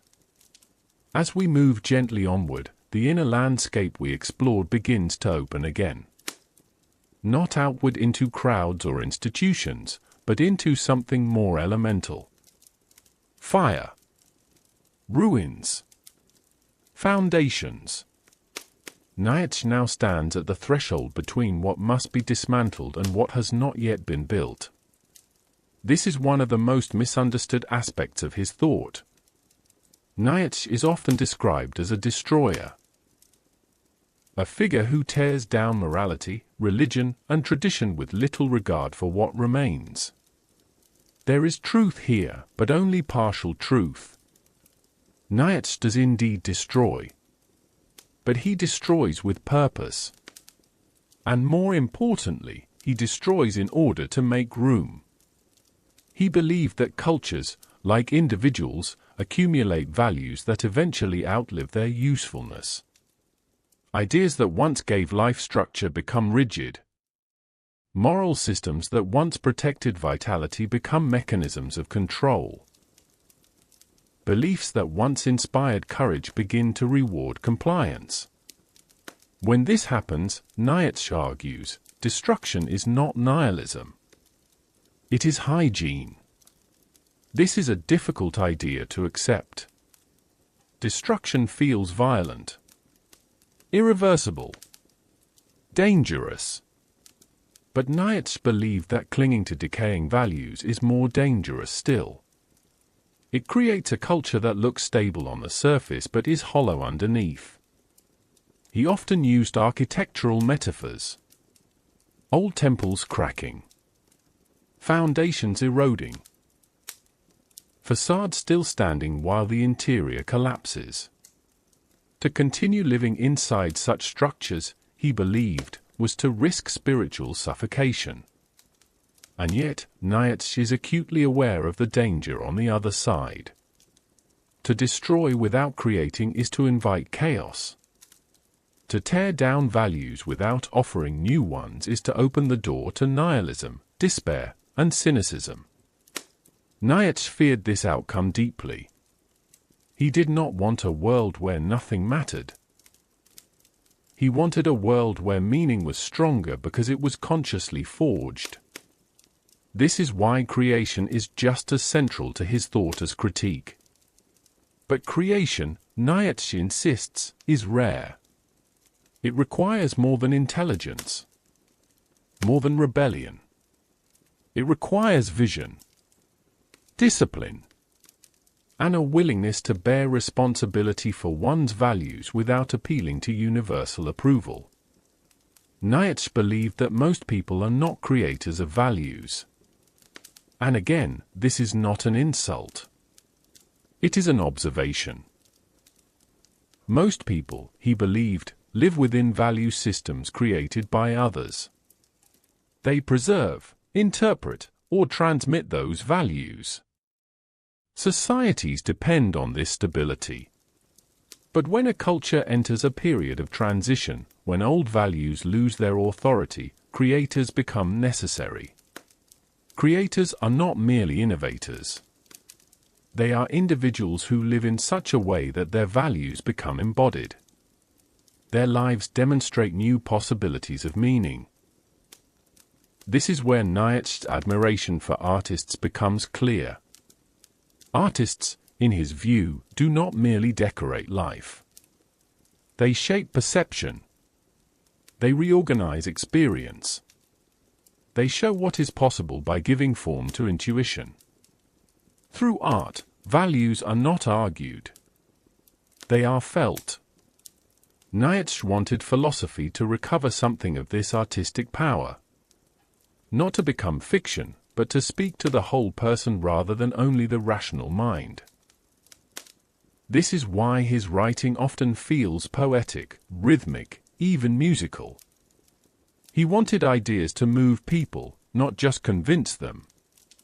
Creation, however, always involves risk. New values do not arrive fully formed. They emerge through experiment, through failure, through missteps. Nietzsche believed that creators must be willing to endure misunderstanding, rejection, and solitude. They step ahead of their time, and time rarely welcomes this intrusion. This is another reason Nietzsche distrusted mass movements. Values forged by consensus, he believed, tend to be shallow. They avoid depth in favor of agreement. Creation, by contrast, often begins in isolation. This does not mean that creators are selfish or detached from humanity. It means they are attuned to possibilities that others cannot yet see. Nietzsche believed that every genuine act of creation begins with a kind of destruction. Not physical destruction, but symbolic. The refusal to accept inherited meanings uncritically. The willingness to say, this no longer serves life.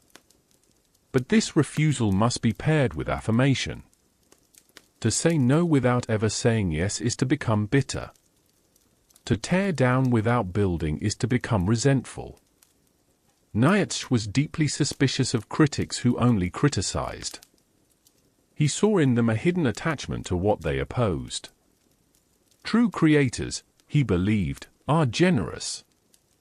They offer alternatives. They open paths. This generosity does not mean kindness in the sentimental sense. It means abundance. A surplus of energy that spills outward. Values created from abundance affirm life. They invite participation rather than demanding obedience. This is why Nietzsche associated creativity with joy. Not happiness, but a sense of overflowing vitality. In contrast, values born from resentment feel heavy. They restrict. They define themselves primarily in opposition. They focus on what must not be done rather than what could be. Nietzsche believed that much moral discourse had become reactive rather than creative. Focused on prohibition rather than possibility. Concerned with control rather than cultivation. His philosophy seeks to reverse this orientation. He asks not what must be forbidden, but what kind of life is worth affirming. This shift changes everything. It reframes ethics as an aesthetic question. Not in the sense of superficial beauty, but in the sense of form, shape, coherence. A life can be evaluated not only by rules, but by whether it exhibits depth, strength, and integrity.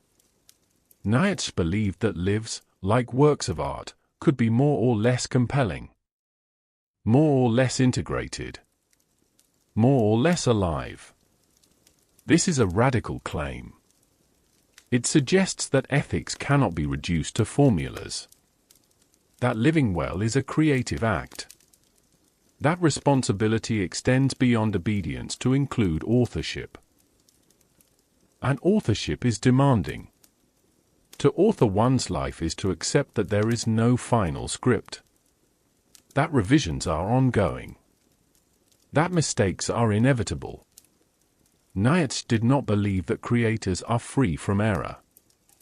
He believed they are willing to learn from it. Error, in this view, is not failure. It is information. This perspective stands in sharp contrast to moral systems that equate error with guilt. Nietzsche believed that guilt often paralyzes growth. It fixes the self in a posture of self-reproach rather than transformation. Creation requires forgiveness, not necessarily from others, but from oneself. The ability to move forward without being consumed by regret. As we sit with these ideas, imagine Nietzsche once again at his desk. He is surrounded by fragments, notes, drafts. He crosses out lines, rewrites them, discards entire pages. Creation, even in writing, is messy. This messiness mirrors life. Nietzsche does not promise clarity without struggle. He promises depth through engagement. A life lived as an experiment rather than a rehearsal. This experimental attitude is both exhilarating and unsettling. It removes the safety net of certainty. It asks individuals to trust their capacity for judgment, to cultivate taste, discernment, and self-awareness. Nietzsche believed that education should aim toward this capacity. Not merely transmitting information, but developing the ability to evaluate, to sense what enhances life and what diminishes it. In modern contexts, this idea challenges systems that prioritize efficiency, compliance, or productivity over depth. Nietzsche would ask whether such systems cultivate creators or merely functionaries. Again, this is not condemnation. It is diagnosis. Every culture produces what it rewards. Nietzsche wanted cultures that reward depth, courage, and creative responsibility. He knew this would never describe everyone. But he believed that without such figures, cultures stagnate. As we prepare to move on, let this tension settle. The necessity of destruction paired with the risk of chaos. The beauty of creation paired with the burden of responsibility. Nietzsche stands not as a demolisher alone, but as a builder working without blueprints. In the next part, we will explore how Nietzsche understood time, history, and the danger of living either too much in the past or too much for the future. For now, let the embers glow quietly. Part 10 waits ahead. Part 10. Time, history, and the art of living in the present. As we drift onward, the firelight dims slightly, and the horizon stretches in two directions at once. Behind us lies the past, layered and heavy. Ahead lies the future, uncertain and unfinished. And between them, narrow and easily overlooked, is the present moment. This narrow space is where Nietzsche believed life actually happens. And it is also where he believed many people fail to remain. Nietzsche had a complicated relationship with time. He was deeply educated in history, trained as a classical scholar, immersed in ancient texts, fluent in the voices of long-dead civilizations. Few thinkers knew the past as intimately as he did. And yet, he became one of history's sharpest critics. Not of the past itself, but of how people relate to it. Nietzsche noticed that modern culture was increasingly obsessed with history. Museums expanded. Archives grew. Scholarship multiplied. People became highly informed about what had been, while feeling strangely disconnected from what was. This imbalance concerned him. He believed that history, when approached incorrectly, could weaken life rather than enrich it. Instead of serving as nourishment, it could become a burden. Instead of offering perspective, it could paralyze action. Nietzsche identified several ways in which history could be misused. The first is what he described as monumental history. This is the tendency to look back at great figures and achievements, treating them as untouchable ideals. Past heroes become statues. Their accomplishments are admired from a distance, but never questioned, never rivaled. This form of history inspires awe, but it can also intimidate. It whispers that greatness belongs to another age. That the present is merely a pale echo. That creation has already peaked. Nietzsche believed this attitude quietly discourages new achievement. When the past is worshipped rather than engaged, it becomes oppressive. The second misuse is antiquarian history. This is the impulse to preserve everything simply because it is old. Traditions are maintained not because they serve life, but because they are familiar. Customs are defended not for their value, but for their age. Nietzsche saw in this a kind of sentimental hoarding. A fear of letting go. Cultures clinging to outdated practices long after their vitality has faded. Preservation, he argued, should never become an end in itself. History should support life, not fossilize it. The third misuse, and perhaps the most dangerous, is critical history taken too far. This is the tendency to judge the past harshly, to dismantle it endlessly, to expose its flaws without restraint. While Nietzsche believed critique was necessary, he warned that excessive condemnation of the past could sever individuals from their roots. If everything that came before is treated as corrupt or illegitimate, the present loses continuity. Life becomes ungrounded. In all three cases, Nietzsche saw a common problem. People living either behind themselves or above themselves, rather than within themselves. For Nietzsche, the healthiest relationship to time was selective. He believed that individuals and cultures must know when to remember, when to forget, and when to create. Memory and forgetting are not opposites here. They are complementary skills. Forgetting, in Nietzsche's view, was not weakness. It was strength. This idea surprises many. Forgetting is often associated with carelessness or ignorance. But Nietzsche believed that the ability to forget is essential to action. To begin something new, one must sometimes release what no longer serves. Animals, he observed, live unburdened by memory. They act, rest, and move on. Humans, by contrast, carry the weight of what has been.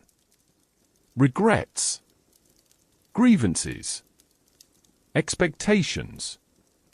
This weight can deepen experience, but it can also immobilize. Nietzsche worried that modern individuals were becoming overloaded with memory. Too conscious of history. Too aware of precedent. Afraid to act because every action seemed already judged by the standards of the past. This fear, he believed, stifled creativity. Creation requires a certain innocence. A willingness to act without complete justification. a readiness to risk failure without being crushed by it. This is why Nietzsche admired youth, not as an age, but as a state of spirit. Youth, in his sense, is not ignorance of the past, but lightness in relation to it. The ability to draw from history without being dominated by it. Nietzsche believed that great creators engage the past like a conversation, not a command. They listen, respond, argue, reinterpret. They do not obey blindly, nor do they reject reflexively. This balanced engagement allows the present to breathe. The present moment, for Nietzsche, is not merely a point in time. It is a site of decision. The only place where values can be enacted. The only place where life can be affirmed. And yet, the present is often neglected. People live in anticipation of the future. Plans. Goals. Promises of later fulfillment. Or they live in fixation on the past. Nostalgia. Regret. Justification. Nietzsche believed that both orientations, when dominant, drain the present of vitality. To live for the future alone is to treat the present as a means rather than an end. Life becomes preparation. Waiting. Delay. To live in the past is to repeat rather than create. Life becomes recollection rather than expression. Nietzsche wanted something else. He wanted a way of living that gathers strength from the past without being chained to it, and that moves toward the future without postponing life itself. This is where his earlier ideas return in a new light. The eternal return, for example, intensifies the present. If this moment must be lived again, then it cannot be dismissed as insignificant. It demands attention. Self-creation, too, requires presence. One cannot shape oneself from a distance. One must engage the materials of life as they appear now. Nietzsche's critique of morality also ties into time. Moral systems often rely on past authority or future reward. They draw legitimacy from what has been or what will be, rather than from how life is lived in the present.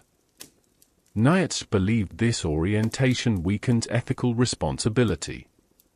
It encourages people to act for reasons external to life itself. He wanted ethics grounded in immediacy, in responsiveness, in lived consequence. This does not mean impulsiveness. Nietzsche valued discipline deeply, but discipline oriented toward presence rather than postponement. He admired those who could commit fully to their moment, who did not scatter themselves across regrets and fantasies, who could bring intensity and care to what was immediately before them. This intensity does not require constant excitement. It requires attention. To live attentively is to notice when one is acting out of habit rather than choice. When one is repeating inherited patterns rather than responding to current conditions. When one is deferring life instead of living it. Nietzsche believed that many lives end not because of dramatic failure, but because of gradual postponement. The continual promise that life will begin later. After this obligation. After that condition is met. Against this, he places a quiet urgency. Not panic. Not haste. Urgency as awareness. Life is finite. Time moves forward. There is no rehearsal. No draft version. Each moment is already the final version. This awareness does not have to produce anxiety. Nietzsche believed it could produce focus. Gratitude. Commitment. To live in the present, in his sense, is not to abandon planning or memory. It is to integrate them into action rather than allowing them to replace it. As we rest here, imagine Nietzsche walking once more. Not hurried. Not distracted. Each step deliberate. Each pause intentional. He is not trying to escape time. He is trying to inhabit it. This, perhaps, is one of his most enduring lessons. That life is not found in explanations, nor in distant promises, but in engagement. In the next part, we will explore how Nietzsche understood truth itself, why he distrusted claims of absolute objectivity, and how he reimagined truth as something lived rather than possessed. For now, remain here in this narrow, luminous space between past and future. Part 11 waits quietly ahead. Part 11. Truth, illusion, and the courage to live without certainty. As we continue onward, the path grows narrower again. Not because there is less to explore, but because Nietzsche is now moving toward something especially delicate. Something most people treat as solid ground. Something rarely questioned without discomfort. Truth. Nietzsche approaches truth the way one approaches a sleeping animal. Carefully. Slowly. Aware that one wrong move could provoke panic or aggression. He knows how deeply people rely on truth, not only for knowledge, but for emotional stability. Truth, as it is usually understood, promises security. It promises that beneath the shifting surface of life, something firm remains. Nietzsche is not convinced. He does not deny that we can know things. He does not reject science or careful inquiry. What he questions is the idea that truth is something pure, objective, and detached from human needs. He asks a simple but unsettling question. Why do we want truth at all? This question alone is enough to unsettle centuries of philosophy. Most thinkers assume that truth is self-justifying, that it needs no explanation. Nietzsche does not accept this. He suspects that our devotion to truth is itself motivated, rooted in values, driven by psychological needs. He wonders whether truth has always been valued for its own sake, or whether it has been valued because it provides comfort, predictability, and control. This suspicion leads him to a radical rethinking of what truth actually is. Nietzsche proposes that what we call truth is often a set of interpretations that have become so familiar, so useful, that we forget they are interpretations at all. Over time, metaphors harden into concepts. Descriptions become prescriptions. Human perspectives masquerade as universal facts. Language plays a crucial role here. Nietzsche believed that language itself shapes how we perceive reality. Words carve the world into categories. They simplify. They generalize. They impose structure. This is not a flaw. It is a necessity. Without language, we could not think or communicate. But Nietzsche warns that we often confuse linguistic convenience with ontological truth. We forget that words are tools, not mirrors. For example, when we name something, we imply stability, identity, sameness over time. But reality, Nietzsche observes, is in constant flux. Things change. Processes unfold. What we call a thing is often a snapshot of something dynamic. Truth, in this sense, becomes a way of freezing movement. This freezing is useful. It allows science, coordination, and shared understanding. Nietzsche does not deny its value. But he resists treating these frozen images as ultimate reality. He believes that doing so leads to rigidity. This rigidity shows up most clearly in moral and metaphysical claims. Assertions about what is absolutely good. What is eternally true? What must be believed by everyone at all times? Nietzsche is deeply suspicious of such claims. He believes that they often conceal power. Not necessarily political power alone, but the power to define reality for others. To declare certain perspectives legitimate and others illegitimate. To silence alternative interpretations. This is why Nietzsche famously declares that there are no facts, only interpretations. This statement is often misunderstood as relativism.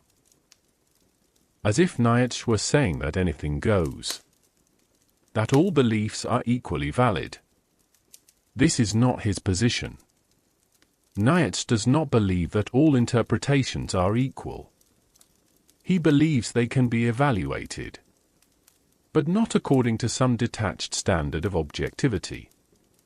Instead, according to how they affect life. Does an interpretation enhance vitality or diminish it? Does it encourage engagement or resignation? Does it open possibilities or close them off? Truth, for Nietzsche, is inseparable from value. This is a profound shift. Instead of asking whether a belief corresponds perfectly to reality, Nietzsche asks what kind of life the belief supports. This does not mean ignoring evidence or reason. It means recognizing that evidence and reason are always interpreted within a framework of values. Even science, Nietzsche argues, rests on assumptions. The value placed on predictability, on control, on explanation. These values are not self-evident. They reflect particular human interests. Again, Nietzsche is not attacking science. He admires its discipline and rigor. But he resists elevating it into a new metaphysics. A replacement religion that claims absolute authority.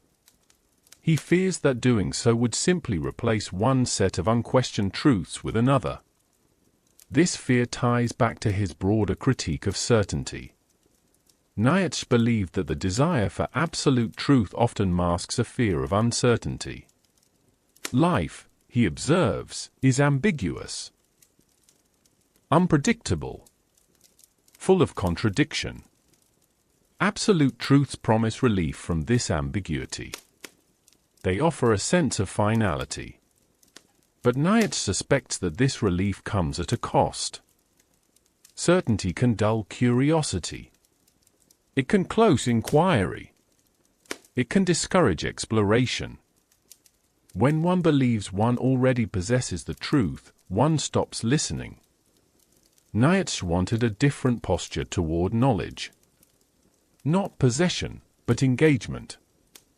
Not certainty, but responsiveness. He believed that the healthiest minds are those that can tolerate uncertainty without collapsing into despair or clinging to dogma. Minds that can hold multiple perspectives without needing to resolve them into a single, final answer. This tolerance requires strength. Uncertainty is uncomfortable. It destabilizes identity. It forces one to live without guarantees. Nietzsche believed that most people prefer comforting illusions to unsettling truths. And he understood why. Illusions can protect. They can soothe. They can organize experience in ways that make life manageable. This is why Nietzsche does not simply call for the destruction of all illusions. He makes a subtler claim. That some illusions may be life-enhancing, while others are life-denying. This is one of his most provocative ideas. Nietzsche suggests that the value of an illusion lies not in its accuracy, but in its effect. Some beliefs, though not strictly true, give people courage, resilience, and creative energy. Others, though presented as truths, sap vitality and encourage passivity. This does not mean Nietzsche endorses self-deception indiscriminately. He is not advocating comforting lies. He is advocating honesty about the role beliefs play in life. He wants us to ask not only whether something is true, but why we believe it and what it does to us. This is a demanding way of thinking.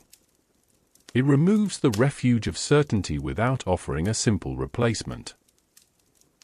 It asks individuals to become responsible for their beliefs, to examine not only their content, but their function. Nietzsche believed that this responsibility was essential in a world where old metaphysical guarantees were fading. If there is no absolute authority to tell us what is true, then we must learn to live with provisional truths, with perspectives rather than foundations. This is not weakness. It is maturity. To live without certainty is not to live without meaning. It is to accept that meaning must be sustained rather than secured. Nietzsche believed that those who can live this way gain a particular freedom. Not the freedom to believe anything, but the freedom to revise, to adapt, to grow. This freedom is not light. It is heavy. It carries responsibility. It demands vigilance against self-deception. But it also opens space for creativity. Truth, in Nietzsche's vision, becomes something lived rather than possessed. Something tested against experience rather than defended abstractly. This vision resonates strongly with his broader philosophy. Self-creation, affirmation, engagement, all require a flexible relationship to truth, a willingness to let go of certainties that no longer serve life. As we rest here, imagine Nietzsche pausing once more. He knows how unsettling these ideas are.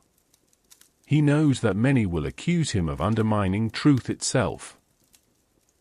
But he believes that clinging to absolute certainty in a changing world is more dangerous than learning to navigate ambiguity. He is not asking us to abandon truth. He is asking us to grow up in relation to it. To see truth not as a refuge, but as a responsibility. In the next part, we will turn toward one of Nietzsche's most misunderstood emotional themes: his relationship to joy, laughter, and lightness, and why he believed that seriousness alone was not enough. For now, let the tension between truth and uncertainty settle gently. Part 12 waits just ahead. Part 12. Laughter, lightness, and the courage to dance. As we drift onward, something in the air begins to change. The terrain we have been moving through has been serious, dense, and demanding. Questions of morality, truth, suffering, and responsibility have pressed closely around us. Nietzsche never shied away from weight. But he also knew something essential. A life made only of gravity eventually collapses under its own seriousness. Now, quietly, almost unexpectedly, Nietzsche introduces something that surprises many readers when they encounter it for the first time. Laughter, lightness, even joy.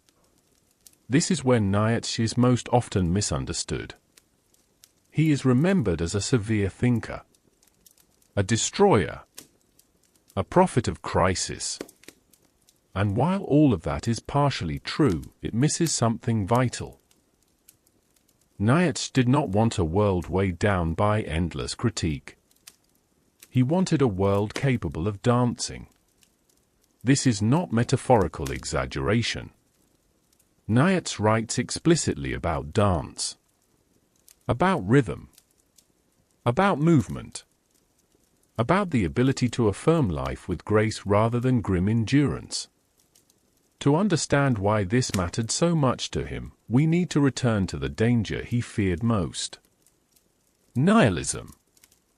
the sense that nothing matters, that life is hollow, that effort is pointless. Nietzsche believed that nihilism does not always appear as despair. Often, it appears as heaviness, as excessive seriousness, as a moral posture that treats life as a burden to be borne rather than a force to be expressed. This is why he distrusted moral systems that glorified suffering without transformation.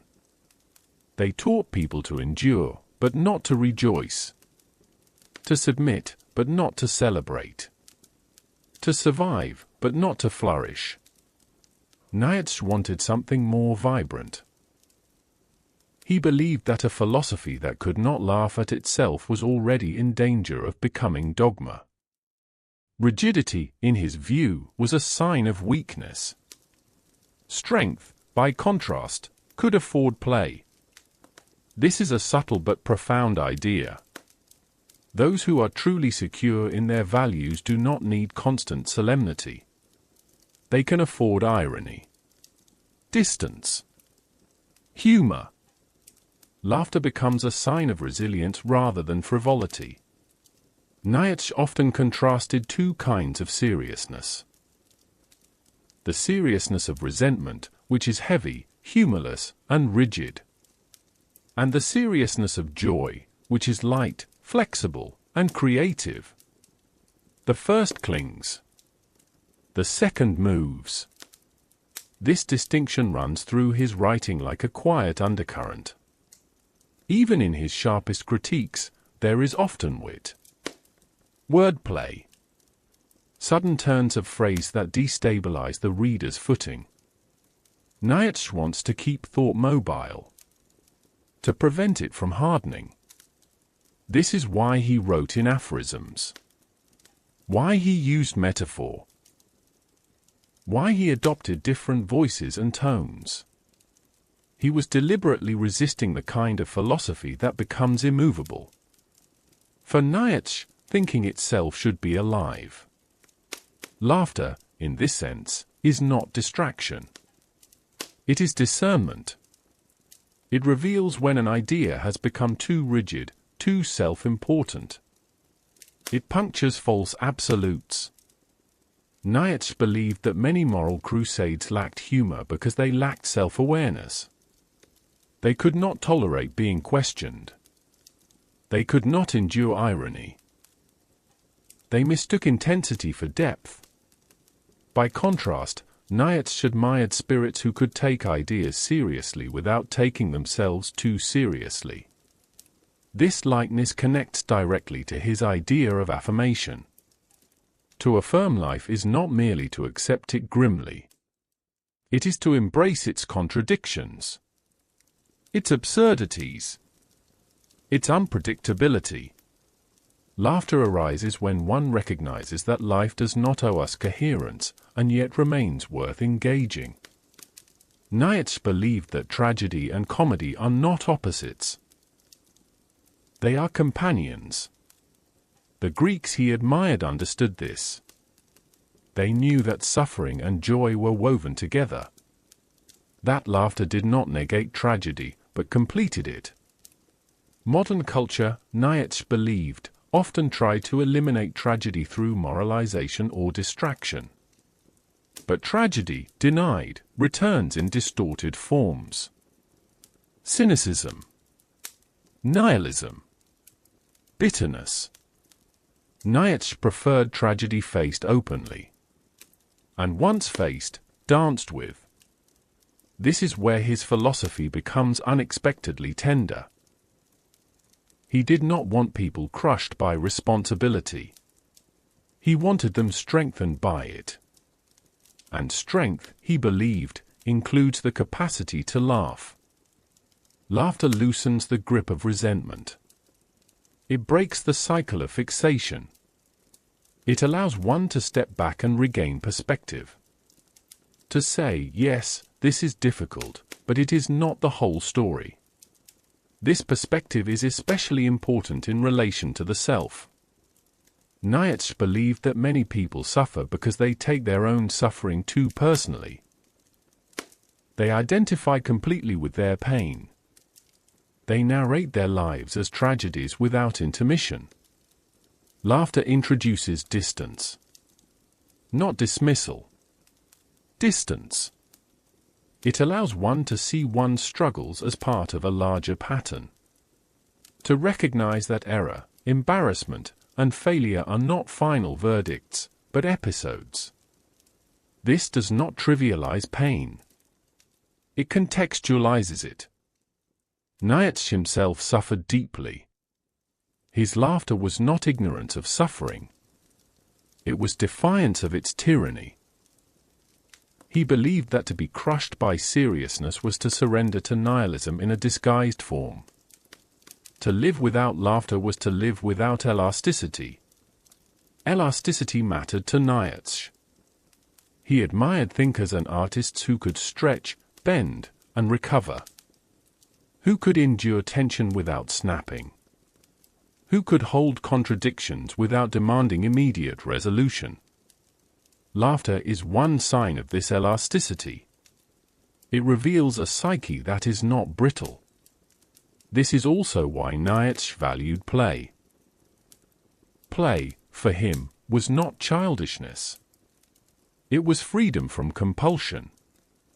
The ability to experiment without fear of moral condemnation. The willingness to try, fail, adjust, and try again. Play is closely tied to creativity.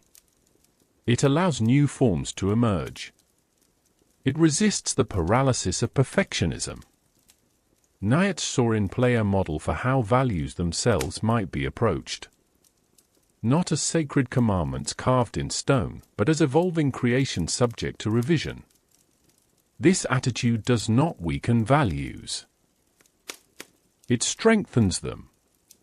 Values that can be questioned, laughed at, and refined are more resilient than values that demand unquestioning reverence. This is another reason Nietzsche distrusted systems that punished doubt or irony. They revealed insecurity. A fear that the structure would collapse if lightly touched. Nietzsche wanted values that could withstand touch, pressure, movement. He wanted a culture capable of humor about itself. In modern life, this lesson feels especially relevant. Outrage often replaces understanding. Seriousness replaces curiosity. Moral certainty replaces reflection. Laughter, when it appears, is often weaponized rather than shared. Nietzsche would see in this a symptom of fragility. True strength, he believed, does not need constant reinforcement. It can afford lightness. This does not mean disengagement. Nietzsche did not advocate apathy. He advocated spirited engagement without bitterness. The image that best captures this, for him, is the dancer. The dancer moves with gravity but is not crushed by it. The dancer responds to rhythm, adjusts, leaps, recovers. Balance is active, not static. Nietzsche wanted philosophy to dance. He wanted lives shaped by responsiveness rather than rigidity, by joy rather than mere endurance. This joy is not shallow. It is earned. It emerges after confronting suffering honestly, after relinquishing illusions, after accepting responsibility for meaning.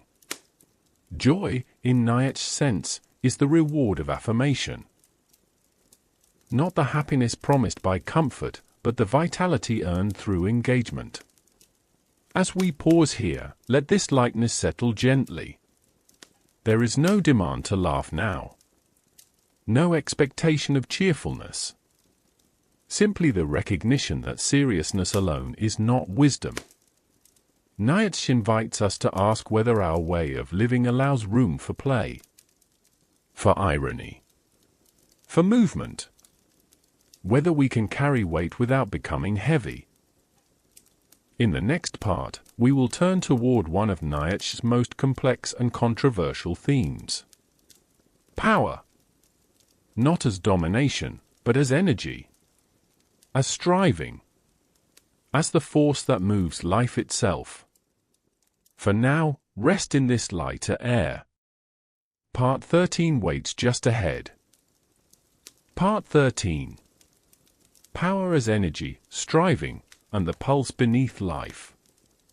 As we move onward, the air grows more charged. Not tense, but alive. There is a feeling here of motion just beneath the surface, like water flowing under ice or wind pressing against tall grass. This is the place where Nietzsche introduces one of his most controversial and most misunderstood ideas. Power. The word itself carries weight. It often calls to mind domination, control, force imposed from above. Because of this, Nietzsche's reflections on power have been repeatedly distorted, simplified, and misused. But if we listen carefully and slowly, we begin to hear something far subtler and far more intimate than tyranny. For Nietzsche, power is not primarily about ruling others. It is about life itself moving, striving, shaping, expressing. He begins from an observation that feels almost biological. Everything that lives seeks to expand, to express itself, to exert influence in some way. Plants stretch toward light. Animals test their strength against their environment. Humans create, compete, explore, imagine. Nietzsche does not see this as moral or immoral. He sees it as fundamental. Life, in his view, is not static. It is dynamic. It pushes outward. It experiments. It resists stagnation. Power, in this sense, is not something added to life. It is the way life behaves. This is what Nietzsche means when he speaks of the will to power. Not a conscious plan to dominate, but an underlying drive to grow, to shape, to overcome resistance. A pulse that runs through all living things. This idea challenges many assumptions. Traditional moral systems often frame desire for power as dangerous or corrupt. They praise restraint, humility, submission. Nietzsche does not deny the value of restraint. But he believes that when restraint becomes the highest ideal, it can turn against life. He is particularly suspicious of moralities that teach people to feel guilty for wanting to expand, to excel, to stand out. In his view, such moralities do not eliminate the will to power. They drive it underground. And what is driven underground returns in distorted forms. Resentment. Passive aggression. Moral superiority. The desire to control others through judgment rather than direct action. Nietzsche believed that power denied does not disappear. It mutates. This is why he insists on bringing the concept into the open. He wants us to recognize the will to power within ourselves, not to indulge it blindly, but to understand it, shape it, and direct it creatively. This understanding changes how we think about ambition. Ambition, for Nietzsche, is not inherently destructive.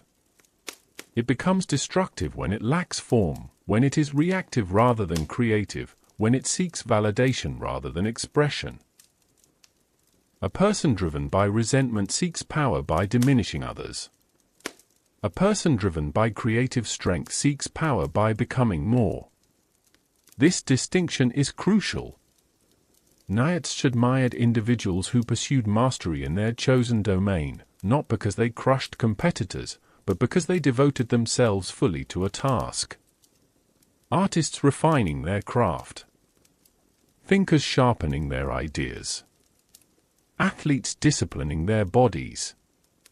Builders shaping environments. In all of these, power appears not as domination, but as intensity of engagement. The will to power, in this sense, is the will to become what one is capable of becoming. This does not require harming others. It requires commitment. Nietzsche believed that much suffering arises when this drive is blocked. When individuals are prevented, internally or externally, from expressing their capacities. When environments discourage growth. When conformity is rewarded more than excellence. He saw modern society as particularly prone to this blockage. Systems designed for efficiency, predictability, and order often suppress difference. They encourage people to fit roles rather than develop strengths. Nietzsche worried that this suppression would produce not peace, but quiet frustration. People would appear compliant, but feel restless. They would follow rules, but feel empty. They would internalize blame rather than recognize structural constraints. The will to power, denied healthy outlets, would turn inward, producing self-contempt, anxiety, and resentment. This is why Nietzsche did not simply call for more power. He called for better expressions of power. Power expressed creatively builds. Power expressed reactively destroys. This distinction applies not only to individuals, but to cultures. Cultures, too, have wills. They expand, assert values, shape norms. A culture confident in its values can afford openness, humor, and experimentation. A culture insecure in its values tends toward control, censorship, and moral panic. Nietzsche saw in excessive moral rigidity a sign of cultural weakness rather than strength. Strong cultures, he believed, do not need constant policing. They radiate confidence. They attract rather than coerce. This idea reframes how we think about authority. Authority grounded in fear demands obedience. Authority grounded in vitality invites participation. Nietzsche preferred the latter. This preference also informs his critique of equality when understood superficially. Nietzsche did not oppose equality in dignity or worth. What he opposed was the flattening of difference. The insistence that all individuals must aspire to the same values, the same forms of life, the same measures of success. He believed that such flattening stifles excellence. It discourages those with unusual capacities from developing them fully. This is another point where his ideas are often misread. Nietzsche was not advocating a hierarchy of worth based on birth, race, or status. He rejected such fixed hierarchies. He was advocating a hierarchy of effort and engagement. A recognition that people differ in drives, talents, and aspirations. He believed that cultures flourish when they make room for these differences. When they allow multiple forms of excellence to coexist. When they reward depth rather than mere conformity. The will to power, understood this way, becomes a call to responsibility. If you possess energy, vision, or talent, Nietzsche believed you have a responsibility to cultivate it. Not for dominance, but for expression. Not for ego, but for contribution. Unexpressed potential, in his view, is a kind of waste. Not because everyone must achieve greatness, but because life seeks fullness.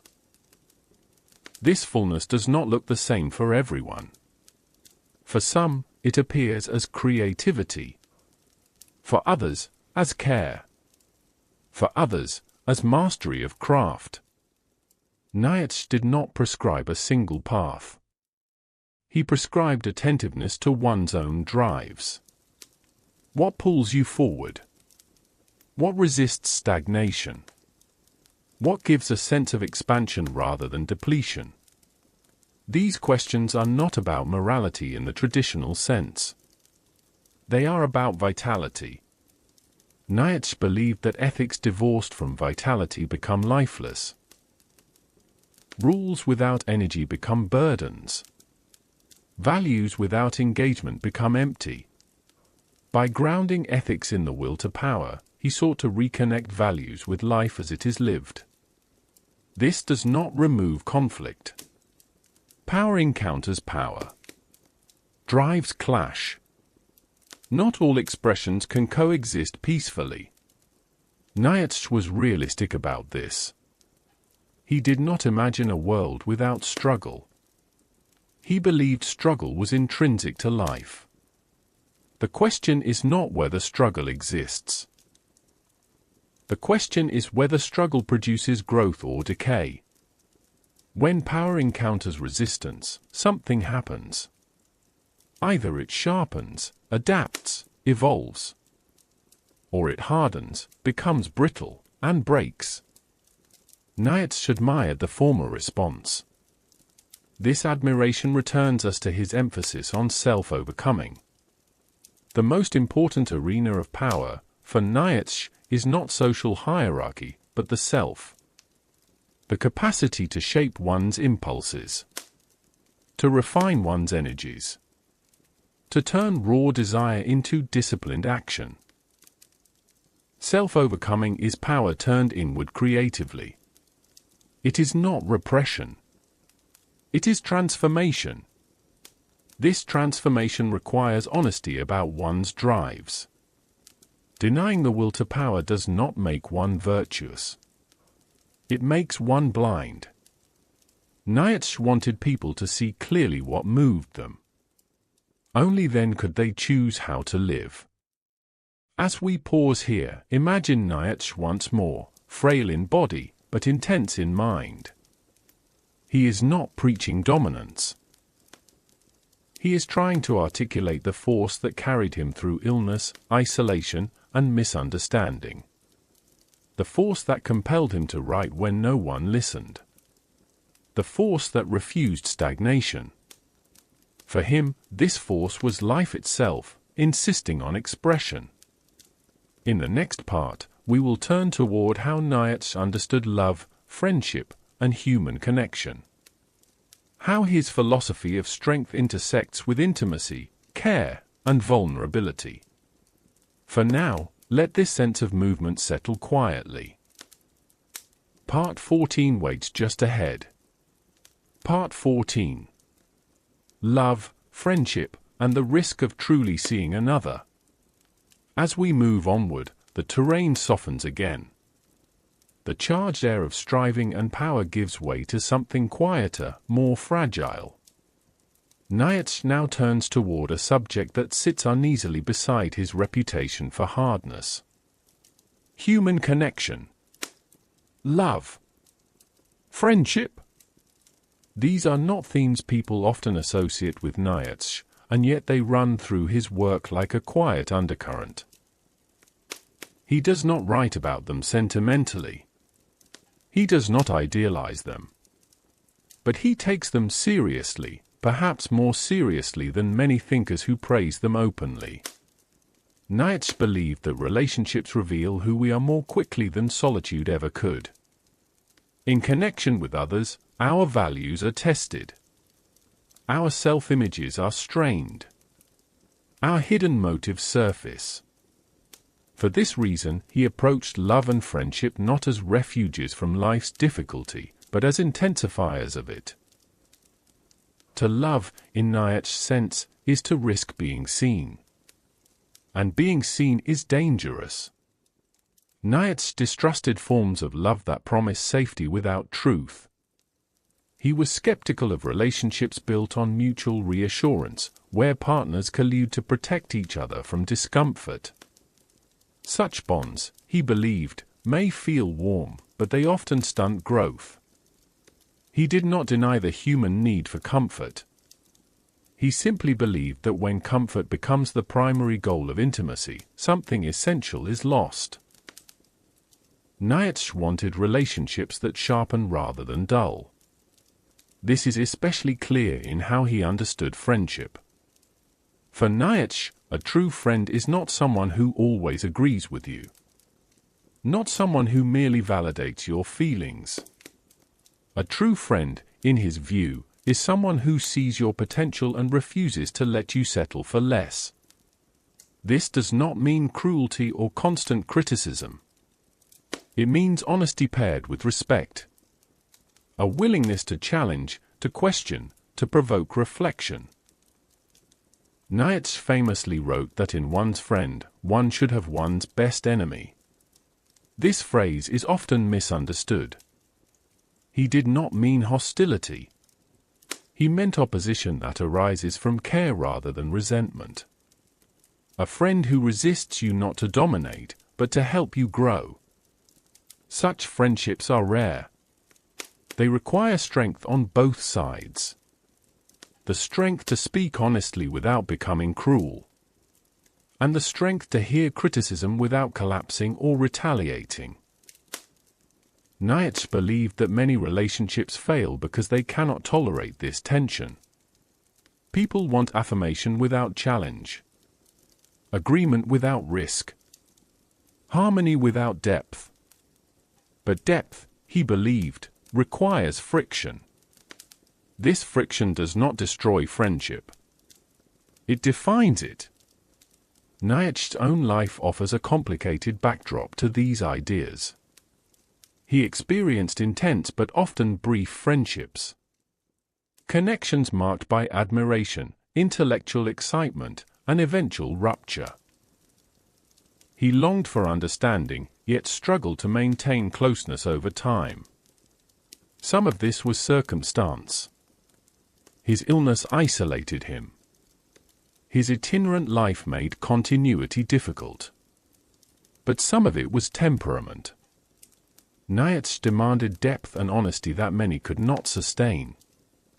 He was not easy to love. And he knew it. This awareness does not soften his critique. If anything, it sharpens it.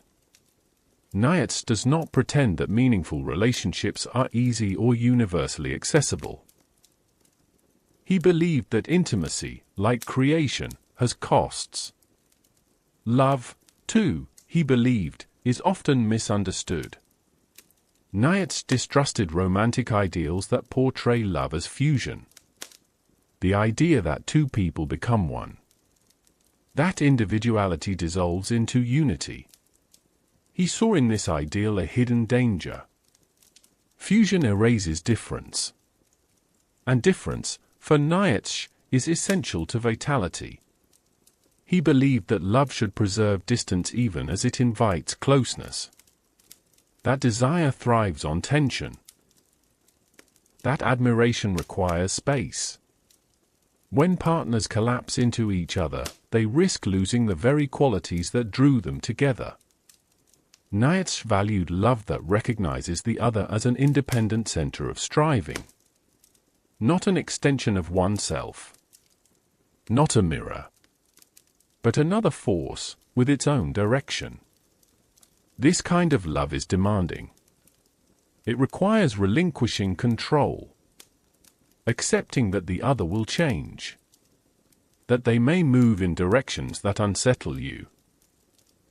That their growth may create distance rather than closeness. Nietzsche believed that many people fear this aspect of love. They prefer stability to growth. Predictability to transformation. But he saw stagnation as the greater threat. Love, for Nietzsche, is not possession. It is recognition. To recognize another is to see them as they are becoming, not as you wish them to remain. This recognition is risky. It destabilizes fantasies. It resists idealization. It invites disappointment alongside admiration. Yet Nietzsche believed that only through this risk does love gain depth. This perspective also reshapes how we think about care. Nietzsche did not equate care with protection from difficulty. He believed that overprotection weakens. That shielding someone from challenge denies them the opportunity to develop strength. This does not mean exposing others to harm thoughtlessly. It means trusting their capacity to endure and grow. Care, in this sense, becomes an act of faith in the other's resilience. This faith is not always rewarded. People can fail. Relationships can fracture. Nietzsche did not deny this. He accepted loss as part of life. But he believed that relationships built on honesty, even when they end, contribute more to growth than relationships built on illusion. There is also tenderness in Nietzsche's thinking here, though it is often overlooked. He understood loneliness. He experienced it deeply. His insistence on strong, challenging relationships was not born of indifference, but of longing. He wanted connection that did not require self-betrayal. He did not want to be loved for a softened version of himself. He wanted to be met fully. This desire echoes in his broader philosophy. Just as he rejected moral systems that asked individuals to deny their instincts, he rejected relationships that asked individuals to deny their depths.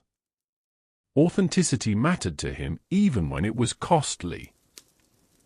Nietzsche also believed that love could become a source of self-deception. That people often project their ideals onto others, mistaking admiration for understanding. When the projection collapses, bitterness follows. He urged caution here. Love, he believed, should begin with seeing, not fantasizing. Seeing includes flaws, limitations, contradictions. To love without illusion does not mean loving without warmth. It means loving without denial. This approach applies equally to how we relate to ourselves. Nietzsche believed that self-love was as fraught as love of others. Many people oscillate between self-contempt and self-indulgence. Both, he believed, avoid honest self-recognition. Self-love, for Nietzsche, is not admiration. It is commitment. A commitment to one's own growth, to one's own discipline, to one's own transformation.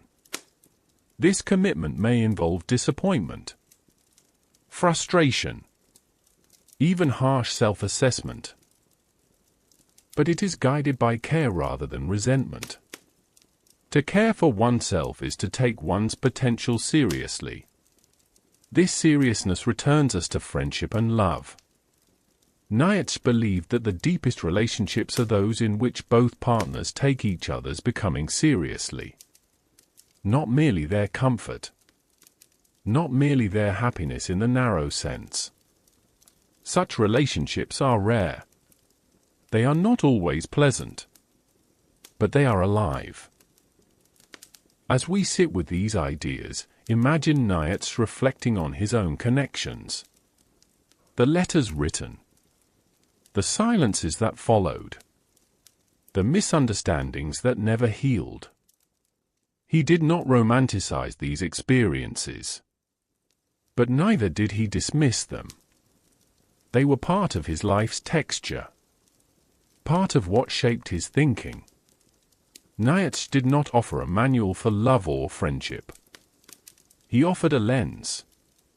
A way of seeing relationships as sites of growth rather than sanctuaries from life. This lens does not promise ease. It promises depth. In the next part, we will turn toward how Nietzsche understood suffering itself. Not as something to be eliminated, but as something that, under certain conditions, can be transformed into meaning. For now, let the quiet intimacy of this part settle. Part 15 waits gently ahead. Part 15. Suffering, transformation, and the alchemy of becoming. As we move onward, the light dims again, not into darkness, but into something softer and more inward. This is where Nietzsche's thinking becomes most difficult to approach gently, and yet most essential to understand. Here, he turns toward suffering. Not as an abstract problem to be solved, and not as a curse to be eliminated, but as a condition woven into life itself. Nietzsche does not romanticize suffering. He never claims that pain is good in itself. He knew too much pain for that. His body betrayed him daily. His isolation weighed heavily. His disappointments were real. And yet, he refused to treat suffering as an argument against life. Instead, he asked a different question. What does suffering do to us? Not what it should do. Not what we wish it would do. But what it actually does, depending on how it is met. Nietzsche observed that suffering can either deepen a person or hollow them out. It can produce bitterness or insight, resentment or resilience. There is nothing automatic about its effects. This refusal to assign suffering an inherent moral meaning sets Nietzsche apart from many traditions. Some see suffering as punishment, others as purification, others as meaningless accident. Nietzsche resists all of these simplifications. He believed that suffering is a force. Like fire, it can destroy, or it can transform.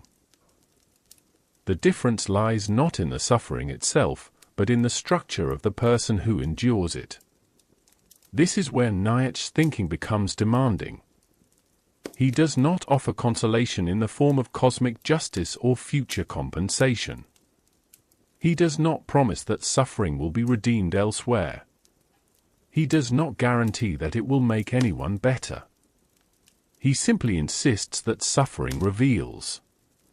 It reveals what values are strong enough to endure pressure.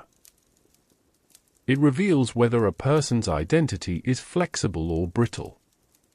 It reveals whether one's beliefs are rooted in abundance or in fear. This perspective can feel harsh. And Nietzsche knew that. But he believed that shielding ourselves from this truth weakens us further. He noticed that many moral systems treat suffering as something that must be justified, given meaning from outside. Either it is deserved, or it is rewarded, or it is part of a divine plan. Nietzsche distrusted these explanations. Not because they were false in some provable sense, but because they often discouraged responsibility. If suffering is already explained, then one does not need to respond to it creatively. Nietzsche wanted something else. He wanted suffering to become a question rather than an answer. What will you do with this? What will this shape you into? Will it narrow you, or will it deepen you? This approach reframes endurance. Nietzsche did not admire endurance for its own sake. Simply surviving pain, he believed, was not enough. Endurance without transformation leads to numbness, to quiet despair, to lives lived at half intensity. What he admired was the capacity to transmute suffering, to take pain and extract insight from it, to let difficulty refine perception rather than corrode it. This is where Nietzsche's thinking approaches something almost alchemical. He speaks of turning poison into medicine, of forging strength out of weakness, of creating depth from damage. These metaphors are not decorative. They reflect his lived experience. Nietzsche's illness forced him into solitude. Solitude forced him into introspection. Introspection forced him to question values most people never examine. His suffering did not make him happy, but it made him perceptive. He did not conclude that suffering was therefore good. He concluded that it could be used. This is a subtle but crucial distinction. Nietzsche believed that attempts to eliminate all suffering would eliminate much of what makes life intense, meaningful, and creative. Not because suffering is desirable, but because resistance, effort, and risk are inseparable from growth. A life without challenge would not be peaceful. It would be empty. This does not mean seeking suffering. Nietzsche rejected asceticism when it glorified pain. He saw in self-inflicted suffering a hidden desire for control or moral superiority. He was suspicious of those who sought pain as proof of virtue. He wanted neither indulgence nor self-punishment. He wanted engagement. Engagement inevitably involves friction. When one commits to a value, one risks loss. When one loves, one risks grief. When one creates, one risks failure. To avoid these risks is to avoid life itself. Nietzsche believed that much modern suffering comes not from pain alone, but from the refusal to accept pain as part of life's texture. People fight suffering as though it were an error, an interruption, a betrayal. This resistance adds another layer of pain. Resentment. Resentment, in Nietzsche's view, is suffering turned inward without transformation. It fixates on blame, on comparison, on imagined compensation. It keeps the wound open rather than allowing it to scar. Scars, Nietzsche believed, are signs of survival, not weakness. They tell a story of adaptation, of having been changed without being destroyed. He admired individuals who could say, "This hurt me, and I am not the same, but I am still here, still moving. This movement matters." Nietzsche feared stagnation more than pain. Pain that moves becomes growth. Pain that stagnates becomes bitterness.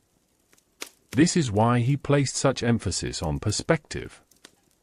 Not optimism. Not denial. Perspective. The ability to step back from one's suffering and ask what it reveals. To see pain as part of a larger narrative rather than as a final verdict. This perspective does not erase grief. Nietzsche never suggested that grief should be bypassed. He understood mourning. He experienced loss. But he believed that grief, like suffering, could be integrated rather than idolized. To idolize suffering is to let it define you.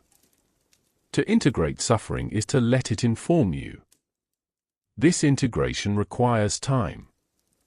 Nietzsche did not imagine quick recoveries.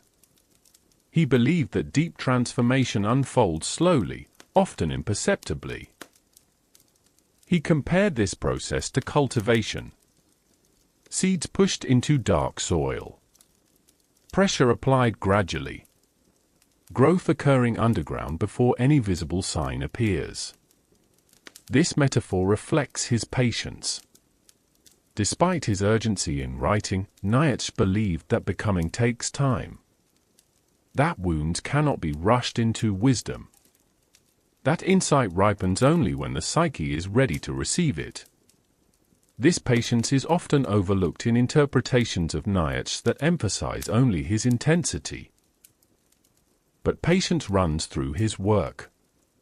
Patience with oneself. Patience with transformation. Patience with the slow work of turning pain into depth. Nietzsche did not expect everyone to succeed at this work. He knew that suffering breaks many people. He did not judge them for it. He simply refused to build a philosophy on denial of that reality. He believed that pretending suffering is always redemptive is cruel. Better, he thought, to acknowledge its danger and still affirm life. This affirmation is not naive. It is courageous. To say yes to life knowing it includes suffering is far more demanding than saying yes under the promise of reward or escape. Nietzsche's affirmation is stripped of guarantees. No assurance that pain will be compensated. No promise that meaning will be revealed from above. only the possibility that through engagement, suffering might be transformed. This possibility is enough for him. Enough to justify effort. Enough to justify creation. Enough to justify life itself. As we pause here, let this approach to suffering rest gently. There is no expectation to reinterpret your own pain now. No demand to find meaning where there is none yet. Nietzsche would caution against haste. Transformation, if it comes in its own time. For now, simply hold the idea that suffering need not be the end of the story. That it can be part of becoming. In the next part, we will turn toward Nietzsche's thoughts on education, culture, and the shaping of future generations. How he imagined a world that could cultivate strength rather than conformity. For now, breathe gently. Part 16 waits quietly ahead. Part 16. Education, culture, and the long work of cultivating strength. As we move onward, the focus widens again. The inward work of suffering and transformation now opens into a broader question. If individuals are shaped by values, and values are shaped by culture, then how does a culture cultivate the kinds of human beings it needs? This question mattered deeply to Nietzsche. He did not think of education as the transmission of information alone. Nor did he see culture as entertainment or ornament. For Nietzsche, culture was formative. It shaped instincts, habits, and expectations long before people were aware of them. Education, then, was not neutral. It was a force that either strengthened or weakened the spirit. Nietzsche looked at the educational systems of his time and felt unease. Universities expanded. Knowledge multiplied.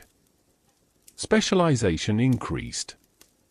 Students were trained to master narrow fields, to produce results, to contribute efficiently to institutions. From the outside, this looked like progress. But Nietzsche asked a different question. What kind of human beings does this system produce? He worried that education had become increasingly utilitarian. Knowledge valued for its immediate usefulness rather than its capacity to shape character. Learning pursued as credential rather than transformation. Students trained to fit roles rather than discover capacities. This concern was not anti-intellectual. Nietzsche loved learning. He revered deep scholarship. But he distrusted learning divorced from life. He believed that education should cultivate judgment, taste, and strength. Not merely competence. Taste, for Nietzsche, was not about preference. It was about discernment. The ability to sense what enhances life and what diminishes it. What deepens experience and what trivializes it. Judgment, in his view, was not the application of rules. It was the capacity to weigh values, to recognize context, to act with awareness of consequences. Strength, finally, was not aggression or dominance. It was resilience. The ability to endure complexity without retreating into simplification. Nietzsche believed that education often did the opposite. It rewarded conformity. It punished risk. It encouraged students to repeat accepted ideas rather than question them. It measured success through external metrics rather than inner development. He feared that such systems produced what he called cultivated mediocrity. Individuals who were knowledgeable but not deep. Skilled but not independent. Informed but not alive. This mediocrity was not obvious. It was polished, efficient, respectable, and therefore difficult to challenge. Nietzsche believed that the most dangerous cultural decay does not announce itself loudly. It arrives quietly, disguised as normalcy. Against this, he imagined a different ideal. Education as formation. Formation takes time. It requires patience. It cannot be standardized easily. It involves exposure to difficulty, to great works, to demanding questions that do not resolve neatly. Nietzsche admired educational environments that place students in contact with excellence. Not excellence as status, but excellence as depth of engagement. He believed that encountering great thinkers, artists, and creators could awaken dormant capacities. This awakening, however, was not guaranteed. Great works can intimidate as easily as they inspire. Nietzsche was keenly aware of this. He believed that educators must help students approach greatness not as something to worship, but as something to converse with. The goal was not imitation. It was provocation. Great works provoke thought. They unsettle complacency. They invite response rather than obedience. Nietzsche believed that true education should make students uncomfortable in productive ways. Not through humiliation, but through challenge. It should expose them to ideas that resist easy assimilation. Ideas that demand effort. This effort, he believed, was formative. It builds intellectual stamina, emotional resilience, the capacity to sit with uncertainty without fleeing. In contrast, education that prioritizes comfort produces fragility. Students unaccustomed to difficulty struggle when confronted with complexity or disagreement. They retreat into defensiveness or certainty. Nietzsche would see this as a failure of cultivation. Culture, in his view, was education on a larger scale. The stories a culture tells. The heroes it celebrates. The virtues it rewards. All of these shape individuals long before formal schooling begins. Nietzsche worried that modern culture increasingly rewarded superficial success. Visibility over substance. Approval over depth. He believed this orientation distorted values. When fame becomes the measure of worth, people pursue recognition rather than mastery. When popularity becomes the goal, originality declines. When safety becomes the highest virtue, risk is avoided. Nietzsche feared that such a culture would gradually lose its creative edge. Creativity requires tolerance for failure, for misunderstanding, for temporary instability. Cultures that punish these too harshly discourage innovation. This does not mean glorifying chaos. Nietzsche valued discipline deeply, but discipline oriented toward growth rather than compliance. He believed that cultures should create spaces where experimentation was possible, where unconventional paths were not immediately shut down, where difference was seen as potential rather than threat. This belief extended to his view of future generations. Nietzsche did not write for his contemporaries alone.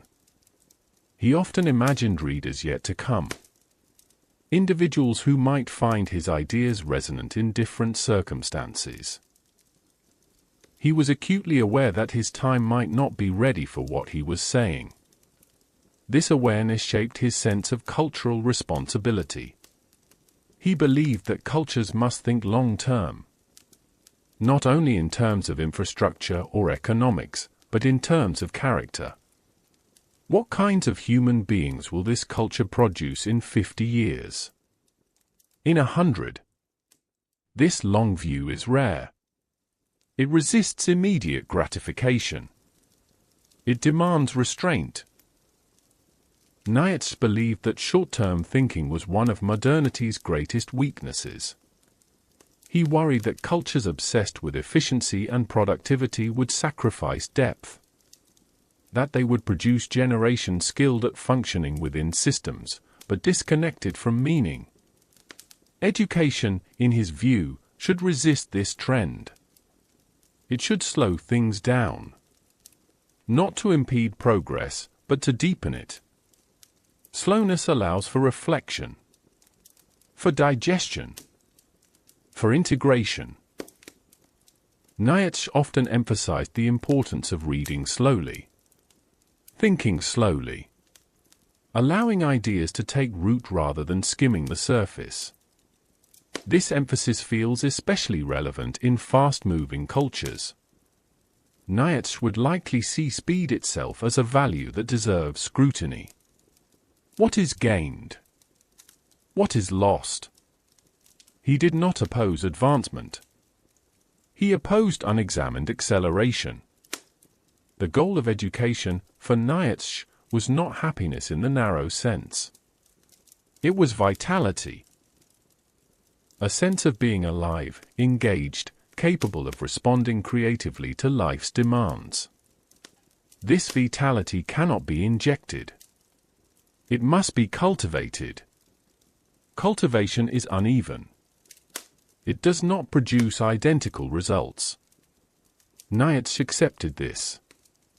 He did not believe that everyone should be shaped in the same way.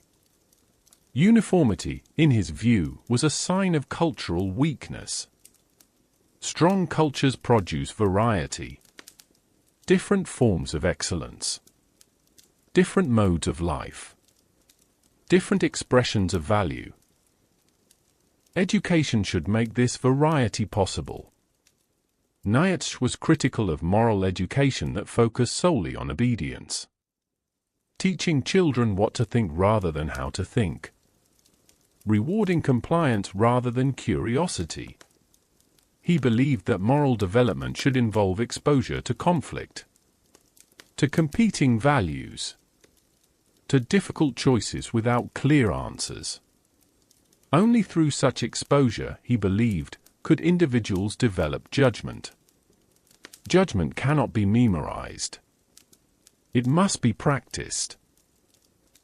This practice involves making mistakes. Nietzsche did not fear this. He believed that overprotection from error produced adults incapable of independent thought. Error, like suffering, could be instructive if integrated rather than punished. This does not mean abandoning standards. Nietzsche valued high standards, but standards oriented toward growth rather than conformity. As we sit with these ideas, imagine Nietzsche observing a classroom, a lecture hall, a cultural institution. He would not ask first what information is being transmitted. He would ask what habits are being formed. Are students learning to question, to endure difficulty, to develop taste, to take responsibility for meaning? Or are they learning to repeat, to comply, to optimize for approval? These questions remain urgent. Nietzsche did not offer a blueprint for education. He offered a challenge, a reminder that how we teach shapes who we become. Education, in his sense, is slow work. It unfolds across generations. It requires courage from educators and institutions willing to resist immediate pressures. Nietzsche knew this was unlikely, but he believed it was necessary. As we prepare to move on, let this long view settle. The idea that culture is not just what we consume, but what consumes us. That education is not just preparation for life, but a form of life itself. In the next part, we will turn toward Nietzsche's final years once more, toward the silence that followed his intense productivity, and what that silence reveals about the limits of thought. For now, rest in the sense of cultivation. Part 17 waits ahead. Part 17. Silence, collapse, and the edge where thought ends. As we drift onward, the movement slows. Not because there is nothing left to say, but because we are approaching a boundary. A place where words thin out and certainty dissolves. This is where Nietzsche's story turns quiet. And where its quietness speaks volumes. After years of relentless writing, walking, questioning, and striving, Nietzsche's life reaches a point where the intensity can no longer be sustained. His mind, which had pressed so insistently against inherited limits, begins to fracture. The body that had carried him through mountains and isolation finally refuses to cooperate. Thought itself, once sharp and incandescent, begins to slip beyond his grasp. There is no dramatic philosophical finale. No final treatise. No orderly conclusion. There is collapse. Nietzsche's breakdown is often treated as an endpoint. As a tragic coda that invites explanation or judgment. Some see it as proof that his ideas were dangerous. Others romanticize it as the cost of genius. Nietzsche himself left no final commentary. What remains, instead, is silence. This silence invites reflection. Nietzsche spent his life urging humanity to look unflinchingly at existence. To abandon comforting illusions. To shoulder responsibility for meaning. To affirm life without guarantees. Now, at the end of his conscious life, he can no longer articulate, defend, or revise these ideas. The voice that challenged everything falls away. And this raises a difficult question. What happens to philosophy when the philosopher can no longer speak? Nietzsche's silence forces us to confront the limits of thought itself. Not every question can be carried indefinitely. Not every intensity can be sustained. The mind, like the body, has thresholds. Nietzsche was aware of this danger long before it overtook him. He wrote about the risk of staring too long into the abyss. About the danger of dismantling values faster than one can replace them. About the fragility of those who venture too far ahead of their time. His collapse does not contradict these warnings. It fulfills them. This does not mean his philosophy was a mistake. It means it was costly. Nietzsche never promised safety. He promised honesty. And honesty, pursued relentlessly, can expose the psyche to tremendous strain. In his final years of lucidity, Nietzsche wrote with urgency. There is a sense in his late works that time is running out. Not in a melodramatic sense, but in a practical one. As if he sensed that his window for expression was narrowing. He compressed ideas, sharpened language, took risks he might not have taken earlier. There is brilliance here. And volatility. Then, suddenly, nothing. He lives on for years afterward, cared for by others, his earlier self no longer accessible.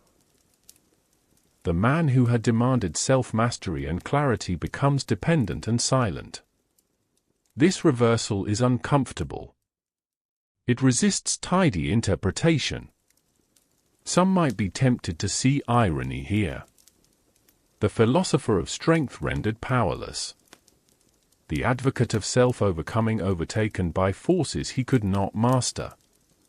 But Nietzsche himself would likely resist such moral framing. He did not believe that life owed consistency to our ideas. He did not expect narratives to resolve neatly. He accepted contradiction as part of existence. His own life, then, becomes an example not of philosophical failure, but of existential complexity. A life can be meaningful without being controlled. A philosophy can be powerful without protecting its creator. This recognition deepens rather than diminishes Nietzsche's thought. It reminds us that philosophy is not armor. It is not a shield against vulnerability. It is a way of engaging with it. Nietzsche's silence also shifts responsibility. While he could write, he challenged readers directly, provoked them, corrected misunderstandings. Once he could no longer speak, interpretation passed entirely into the hands of others. This transfer is dangerous. Ideas without authors are easily reshaped, detached from context, simplified, used for purposes never intended. Nietzsche's post-collapse legacy would be marked by this danger. But even here, his silence teaches something important. It shows that ideas do not belong to individuals forever. Once released, they live their own lives. They are taken up, misused, rediscovered, and reinterpreted. This is not unique to Nietzsche. It is the fate of all powerful ideas. Nietzsche understood this risk. He often wrote against being turned into a doctrine. He distrusted followers. He mocked disciples. He wanted readers who would think for themselves, not repeat his words. In his silence, this demand becomes even more pressing. Without the author's guidance, readers must confront the ideas directly. They must decide what to do with them, how to integrate them, whether to resist them. Nietzsche's collapse removes any possibility of appeal to authority. There is no final word. This absence aligns, strangely, with his philosophy. Nietzsche rejected final answers. He resisted closure. He believed that life was an open process, not a finished product. His own story ends without resolution. This lack of resolution is not a flaw. It is a continuation of the question. Nietzsche's final years also invite humility from his readers. It is tempting to treat philosophers as minds without bodies, as if ideas emerge independently of flesh, fatigue, illness, and environment. Nietzsche's life refutes this illusion. His thought was inseparable from his physiology, his migraines, his exhaustion, his isolation. These were not incidental. They shaped how he wrote, what he noticed, what he questioned. His collapse reminds us that thinking has limits. That insight is embodied. That no amount of intellectual courage eliminates vulnerability. This recognition does not invalidate philosophy. It humanizes it. Nietzsche did not want to be a saint or a martyr. He did not want to be revered. He wanted to be engaged. His silence now demands a different kind of engagement. One that acknowledges both the brilliance and the fragility of the thinker. One that resists turning his life into either a cautionary tale or a heroic myth. One that accepts complexity without rushing to judgment. As we sit with this silence, there is no need to explain it away. Nietzsche himself would likely urge us not to. Some things, he believed, must be endured rather than explained. Some limits must be acknowledged rather than overcome. This does not contradict his emphasis on self-overcoming. It completes it. Self-overcoming does not mean invincibility. It means striving within limits. It means engaging life fully, even when life resists. Nietzsche's collapse marks the point where striving gives way to rest. Not chosen rest. Not earned rest. But rest nonetheless. There is something strangely fitting here. The philosopher who demanded intensity, courage, and affirmation ultimately falls silent. the work passes on. The thinker recedes. What remains is not a system, but a provocation. A set of questions that continue to unsettle and inspire. As we prepare to move on, let this silence be part of the story. Not an embarrassment. Not an afterthought. But a reminder that philosophy is a human endeavor, carried by finite beings. In the next part, we will turn toward how Nietzsche's ideas continued to move after his silence. How they were rediscovered, reclaimed, and wrestled with by later thinkers who faced their own crises of meaning. For now, rest in this quiet. Part 18 waits gently ahead.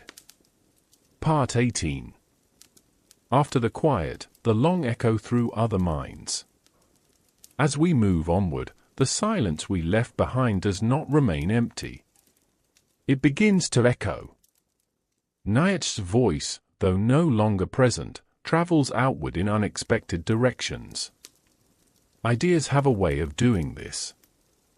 They slip into other minds. They settle where conditions are right. They change shape as they move. Nietzsche's influence does not arrive all at once. It unfolds slowly, unevenly, and often indirectly. Some encounter him as a shock. Others as a companion. Others still as a warning. What unites these encounters is not agreement, but disturbance. Nietzsche disturbs. He unsettles assumptions. He disrupts habits of thought. He refuses to sit quietly in any intellectual corner. This is why, after his silence, his ideas begin to surface in places he never anticipated. Philosophers wrestling with the collapse of old certainties feel his presence first. They sense that he named something real before it became obvious. The erosion of inherited values. The anxiety of meaning without guarantee. The burden of responsibility once absolutes dissolve. For thinkers confronting a world reshaped by industrialization, war, and mass society, Nietzsche's diagnosis feels uncannily precise. He had warned that the death of shared metaphysical foundations would not produce immediate despair, but a long period of confusion. A search for substitutes. New idols. New certainties disguised as progress. Later thinkers recognize themselves in this description. Some take Nietzsche as a starting point. Others push back against him.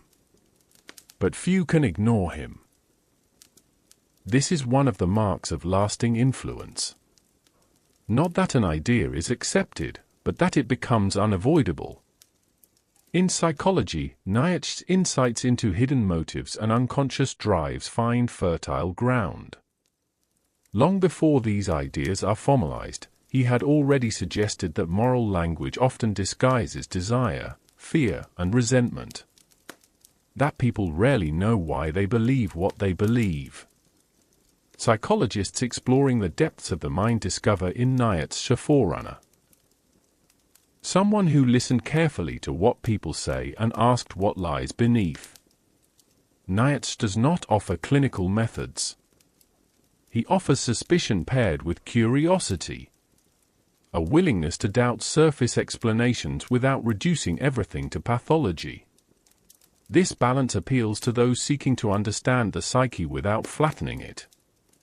In literature, Nietzsche's influence is quieter but pervasive. Writers grappling with alienation, identity, and the search for meaning find in him a language for their unease.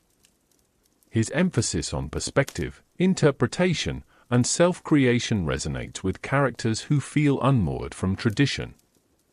Nietzsche's style matters here as much as his ideas. He wrote like a writer, not like a system builder. His aphorisms, metaphors, and shifts in tone invite creative response. Writers do not merely quote him. They absorb his sensibility.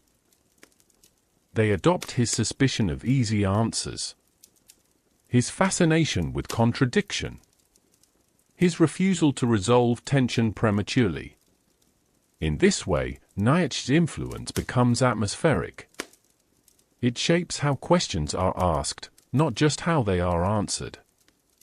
In art, too, Nietzsche leaves a mark. Artists drawn to intensity, to transgression, to the exploration of inner conflict recognize something familiar in his thought. His insistence that art is not decoration but transformation aligns with creative movements that reject complacency. Nietzsche believed that art could justify life even when philosophy faltered. That through form, rhythm, and expression, existence could be affirmed without needing logical proof. This idea finds echoes wherever artists attempt to grapple with suffering without sentimentality. Nietzsche's influence is not always benevolent.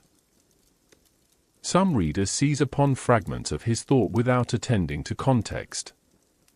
They extract slogans, simplify complex ideas, turn challenge into justification. This is especially true where power is concerned. Nietzsche's language of strength, overcoming, and vitality is seductive. Detached from his critique of resentment and his emphasis on self-mastery, it can be misused to excuse domination or cruelty. Nietzsche anticipated this danger. He warned repeatedly against readers who would misunderstand him, who would hear only what flattered their ego, who would mistake intensity for license. But once an idea enters the world, it cannot choose its interpreters. This is part of the tragedy and the responsibility of influence. And yet, over time, careful readers return to Nietzsche's texts with greater patience. They begin to separate what he actually argued from what others projected onto him. They notice how often he criticized mass movements, how deeply he distrusted nationalism, anti-Semitism, and blind obedience. They recognize that Nietzsche's idea of strength was inward before it was outward. That his vision of power centered on self-overcoming rather than domination. These readers do not turn Nietzsche into a hero. They treat him as a difficult interlocutor, someone who must be read slowly, critically, with attention to nuance. In this way, Nietzsche's influence matures. He becomes less of a symbol and more of a companion in thinking. Someone who does not provide answers, but sharpens questions. This sharpening effect persists across generations. Each era finds new reasons to return to Nietzsche. Periods of stability tend to overlook him. Periods of transition rediscover him. When inherited meanings falter, when institutions lose legitimacy, when individuals feel torn between freedom and anxiety, Nietzsche's voice grows louder. Not because he offers solutions, but because he articulates the problem with unsettling clarity. He names the exhaustion beneath optimism, the hunger beneath distraction, the fear beneath certainty. He insists that these experiences are not signs of personal failure, but symptoms of a deeper cultural shift. This insistence can be strangely comforting. It reframes private anxiety as part of a shared historical moment. It suggests that confusion is not necessarily weakness, but a signal that old frameworks no longer fit. Nietzsche's influence also persists because he refuses to close off the future. He does not offer a final vision of what humanity should become. He speaks of possibilities, not blueprints. He leaves room for interpretation, experimentation, and revision. This openness is frustrating to those who want clear guidance. But it is precisely what allows Nietzsche's thought to remain alive. Ideas that claim finality age quickly. Ideas that invite ongoing engagement endure. Nietzsche wanted readers who would argue with him, revise him, reject parts of his thought while carrying others forward. He did not want disciples. He wanted successors in the task of questioning. This desire shapes how his legacy unfolds. Nietzsche does not belong to a single school or movement. He slips between categories. Claimed by some, resisted by others. Never fully captured. This resistance to capture is itself part of his message. Life, he believed, resists final interpretation. Meaning must be maintained, not secured. As we sit with the long echo of Nietzsche's ideas, it becomes clear that his influence is not a straight line. It is a network. Threads weaving through philosophy, art, psychology, and everyday reflection. He appears in moments of doubt, in periods of transition, in private reckonings where inherited answers no longer satisfy. He does not tell us what to think. He asks whether we are thinking honestly. And this question remains. It remains because it is not tied to a particular era. It arises whenever people confront the limits of certainty. Whenever they feel the weight of responsibility for meaning. Whenever they sense that life demands more than endurance. Nietzsche's echo is not loud. It does not command attention. It waits. Waiting for those moments when distraction falls away and deeper questions surface. As we prepare to move forward, let this echo linger softly. The sense that Nietzsche's story does not end with his silence, but continues in the way his questions travel through time. In the next part, we will turn toward the individual listener. Toward what Nietzsche's thought might offer, not as doctrine, but as a personal challenge. For now, remain with the echo. Part 19 waits just ahead. Part 19. The personal challenge and the quiet question left behind.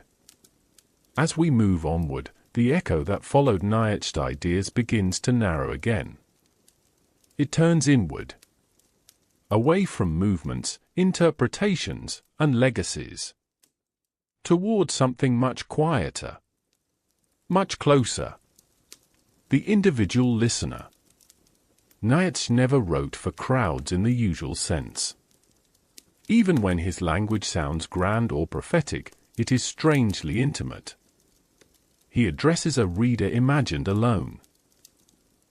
Someone willing to sit with discomfort. Someone willing to pause rather than react. Now, after all the ideas we have walked through together, the question is no longer what Nietzsche thought. The question is what his thinking asks of you. Nietzsche did not want belief. He did not want agreement. He wanted engagement. He wanted readers who would take responsibility for how they live, rather than outsource that responsibility to tradition, authority, or even philosophy itself. This is why his work can feel unsettling. It does not let the reader remain neutral. It does not say, "Here is the truth, now rest." It says, "Here is a mirror, now look." The personal challenge Nietzsche leaves behind is not heroic. It is not dramatic. It does not require grand gestures or radical reinvention. In fact, it often begins very quietly. With attention. Attention to what moves you. Attention to what drains you. Attention to the values you act on without noticing. Nietzsche believed that most people live according to values they have never chosen. Not because they are lazy or foolish, but because inherited meanings are powerful. They shape habits, expectations, and emotional responses long before conscious reflection begins. He did not condemn this condition. He described it. And then he asked whether it was enough. Nietzsche's challenge is not to reject everything inherited. It is to examine what you carry. To ask which values still serve life, and which persist only because they are familiar. This examination does not require hostility toward the past. Nietzsche did not advocate scorched earth thinking. He advocated discernment. Some values endure because they are alive. Others endure because they are protected.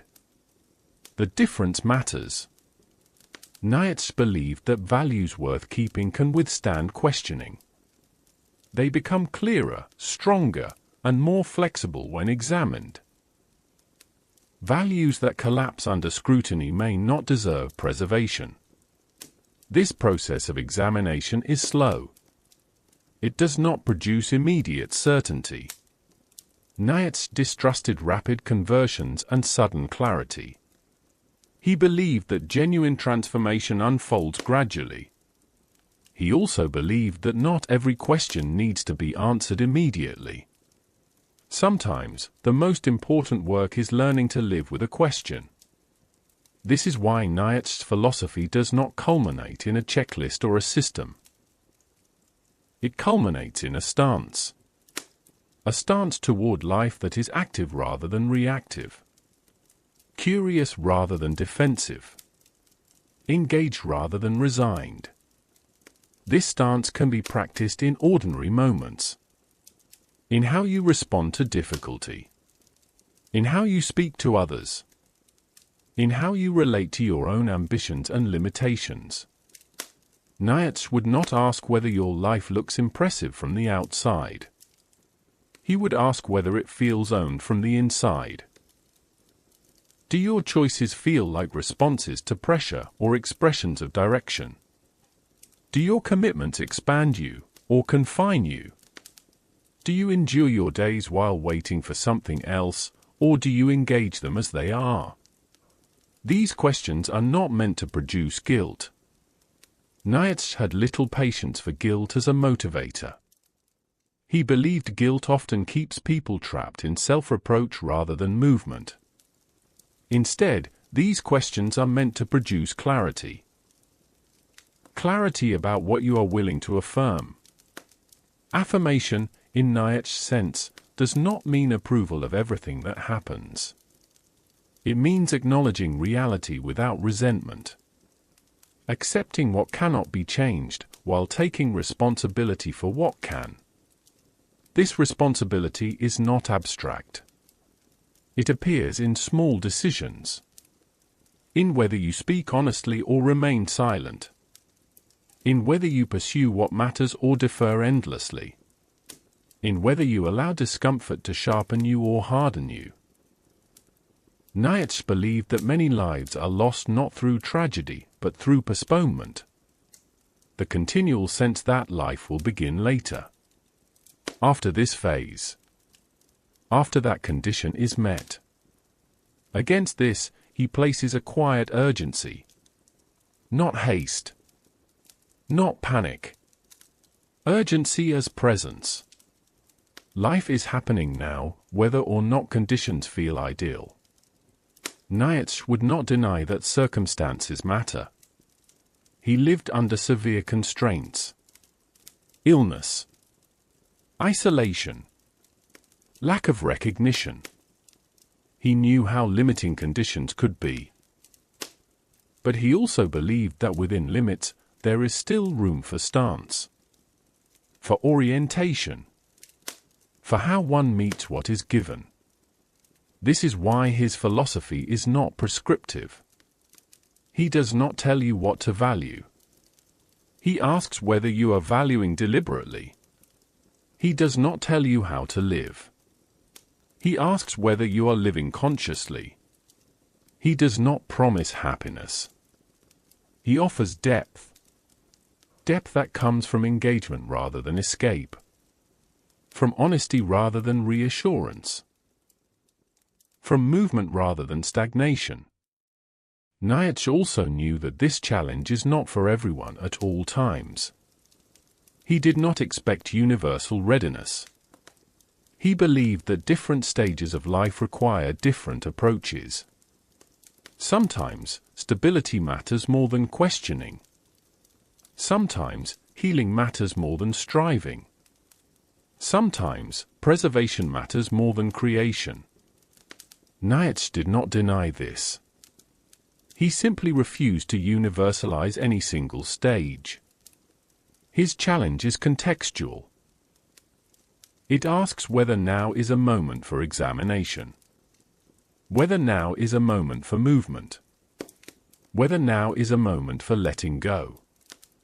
This sensitivity to timing is often overlooked. Nietzsche was not advocating constant disruption. He was advocating responsiveness. Responsiveness requires attentiveness to one's own energy, to one's own limits, to one's own needs. This attentiveness brings us back to one of his most enduring questions. Could you will your life as it is? Not because it is perfect, but because it is yours. This question does not demand an immediate yes. It invites reflection. What would need to change, not in the world, but in how you relate to it, for such a yes to become possible? This is not a demand.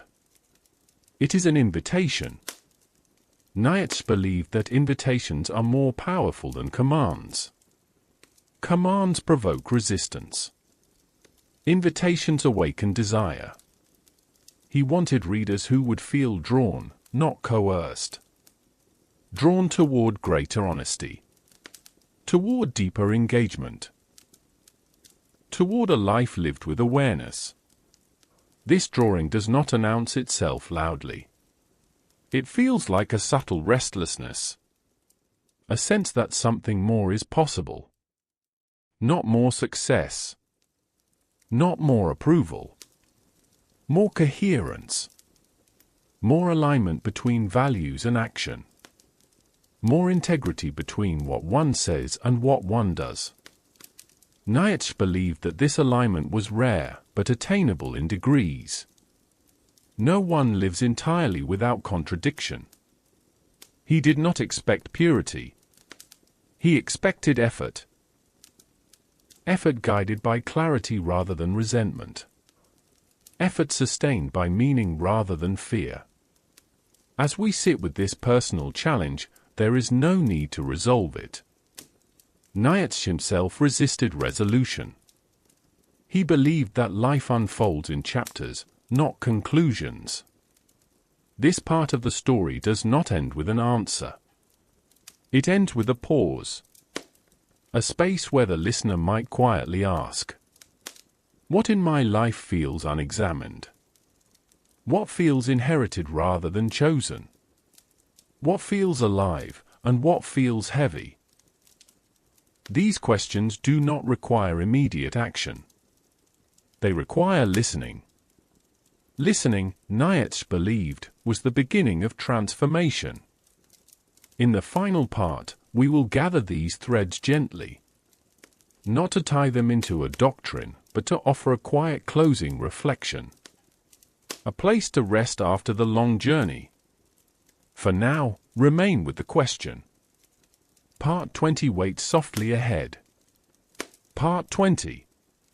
A quiet affirmation and the long night after the question. As we arrive here, the movement slows almost to stillness. Not because the journey has exhausted itself, but because it has reached a place where motion becomes subtle.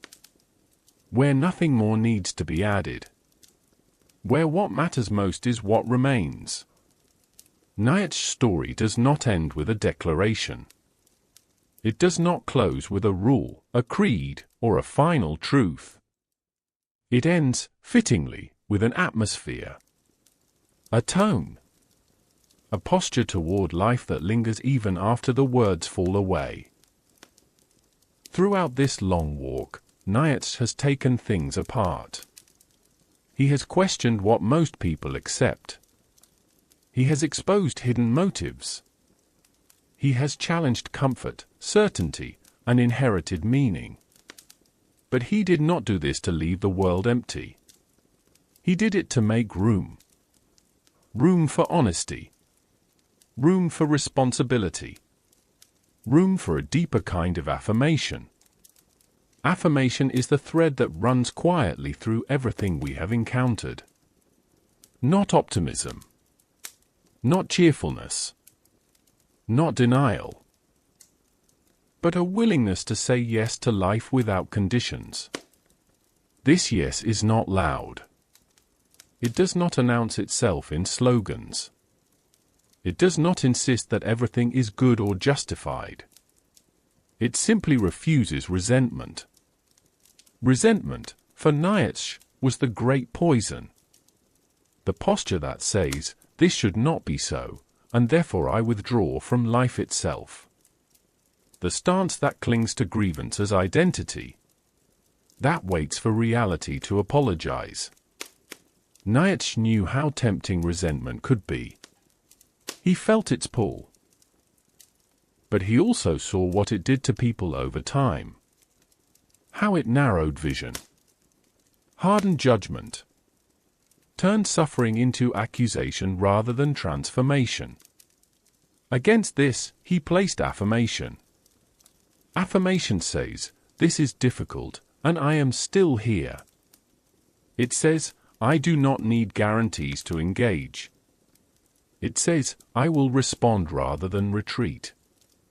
This response does not look the same for everyone. For some, it appears as creation. For others, as care. For others, as quiet endurance shaped by insight rather than bitterness. Nietzsche never prescribed a single form. He trusted difference. He believed that life expresses itself through variety, not uniformity. What mattered was not the form of the response, but its quality. Was it reactive or creative? Was it driven by fear or by engagement? Was it closed or open? Nietzsche's philosophy, taken as a whole, is less a system than a training of perception. It sharpens awareness. It encourages attentiveness to what one is doing and why. This attentiveness changes how the world appears. Moments once dismissed as trivial gain weight. Patterns once taken for granted become visible. Habits once followed unconsciously invite reconsideration. This is not a call to constant analysis. Nietzsche did not want people trapped in reflection.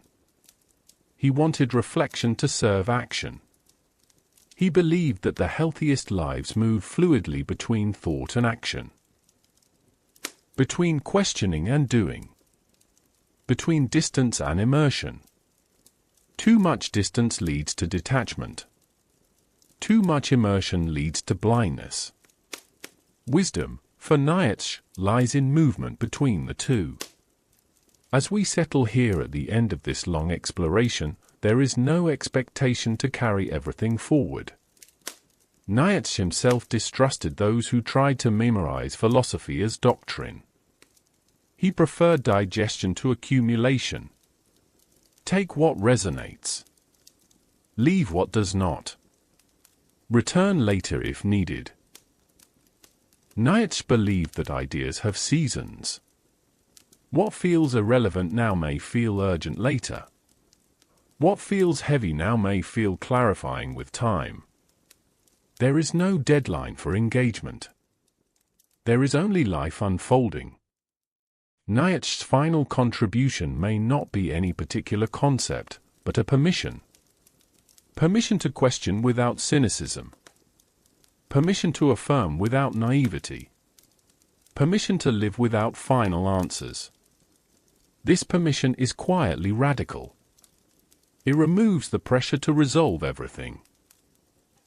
It allows for uncertainty without paralysis. It acknowledges that meaning is not discovered once and for all, but maintained through attention, choice, and care. Maintenance is not glamorous. It is daily. It appears in how one returns to commitments. In how one revises goals. in how one treats others not as symbols, but as complex beings. In how one treats oneself not as a project to perfect, but as a process to inhabit. Nietzsche believed that many people exhaust themselves chasing ideals that do not belong to them. Ideals inherited without examination. Ideals that promise worth if only certain conditions are met. Against this exhaustion, he invites a quieter question. What kind of life can you stand behind? Not admire from a distance. Not envy in others. Stand behind. This question is not answered once. It evolves. It shifts with circumstance. It deepens with experience. Nietzsche accepted this. He did not expect consistency across a lifetime. He expected growth. Growth includes contradiction. It includes revision. It includes moments of retreat as well as advance. To affirm life is not to freeze it in a single posture. It is to stay in relationship with it as it changes. This relationship requires patience. Nietzsche did not promise quick clarity. He promised depth earned slowly. Depth that comes from staying with difficulty rather than fleeing it. From resisting the urge to simplify what is complex. From allowing life to teach rather than demanding it conform. As the night settles around this final part, imagine Nietzsche not as a figure demanding transformation, but as one who has stepped aside. Who has spoken what he could, and then fallen silent. What remains is not instruction. It is space. Space for the listener to breathe. To rest. To let the ideas drift and settle without pressure.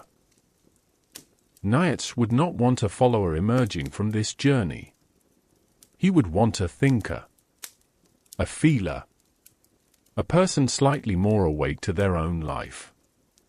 That is enough. The long night after the question is not empty. It is full of quiet movement. Thoughts rearranging themselves. Assumptions loosening. Attention returning to ordinary moments with fresh depth. This is where philosophy does its most honest work. Not in conclusions, but in how one walks away. As we close this final part, there is no need to hold on tightly. Let what matters remain. Let the rest fall away. Life will continue to ask its questions, whether or not we answer them explicitly. Nietzsche's legacy is not that he solved those questions. It is that he taught us how to stay with them without fear. For now, rest. The journey does not end here. It simply becomes quieter. And in that quiet, life goes on. And now, as the night settles fully around us, the story begins to loosen its grip. The long walk through Nietzsche's questions, struggles, and provocations slowly fades into a quieter awareness. Nothing here asks to be solved before sleep arrives. Nothing demands resolution. This has never been a story about answers. It has been a story about attention. About learning to sit with uncertainty without fear. About noticing where life feels heavy and where it still feels alive. About recognizing that meaning is not something waiting at the end of thought, but something shaped gently through how we meet each day. Nietzsche's voice, intense and searching, does not follow us into rest. It steps back. It leaves space. In that space, there is no obligation to agree, to remember, or to carry anything forward deliberately. Whatever was meant to stay will stay. Whatever is ready to drift away can do so freely. This is how understanding often works in its deepest form. Not as accumulation, but as settling. Like dust in still air. like footsteps fading into a quiet road. You do not need to hold the ideas tightly. You do not need to replay them or test them tonight. They can rest beside you, half-formed, unfinished, patient. Philosophy, at its most humane, knows when to become silent. If there is anything to take from this journey, let it be light. The lightness of knowing that no single moment defines a life. The lightness of realizing that questions do not have to be closed in order to be meaningful. The lightness of understanding that growth does not always announce itself, but often happens quietly, beneath the surface, while we rest. As you settle further, allow the story to dissolve back into the evening. The names, the concepts, the arguments can soften and blur. What remains is simply the feeling of having wandered thoughtfully, without urgency, without pressure. You are not behind. You are not missing anything. There is nowhere else you need to arrive tonight. Thank you for spending this time here. Thank you for listening, for drifting, for allowing curiosity to unfold at its own pace. Wherever sleep finds you now, let it come easily, without effort. The night is wide. The mind can rest. And the questions, if they return, will do so gently, another time.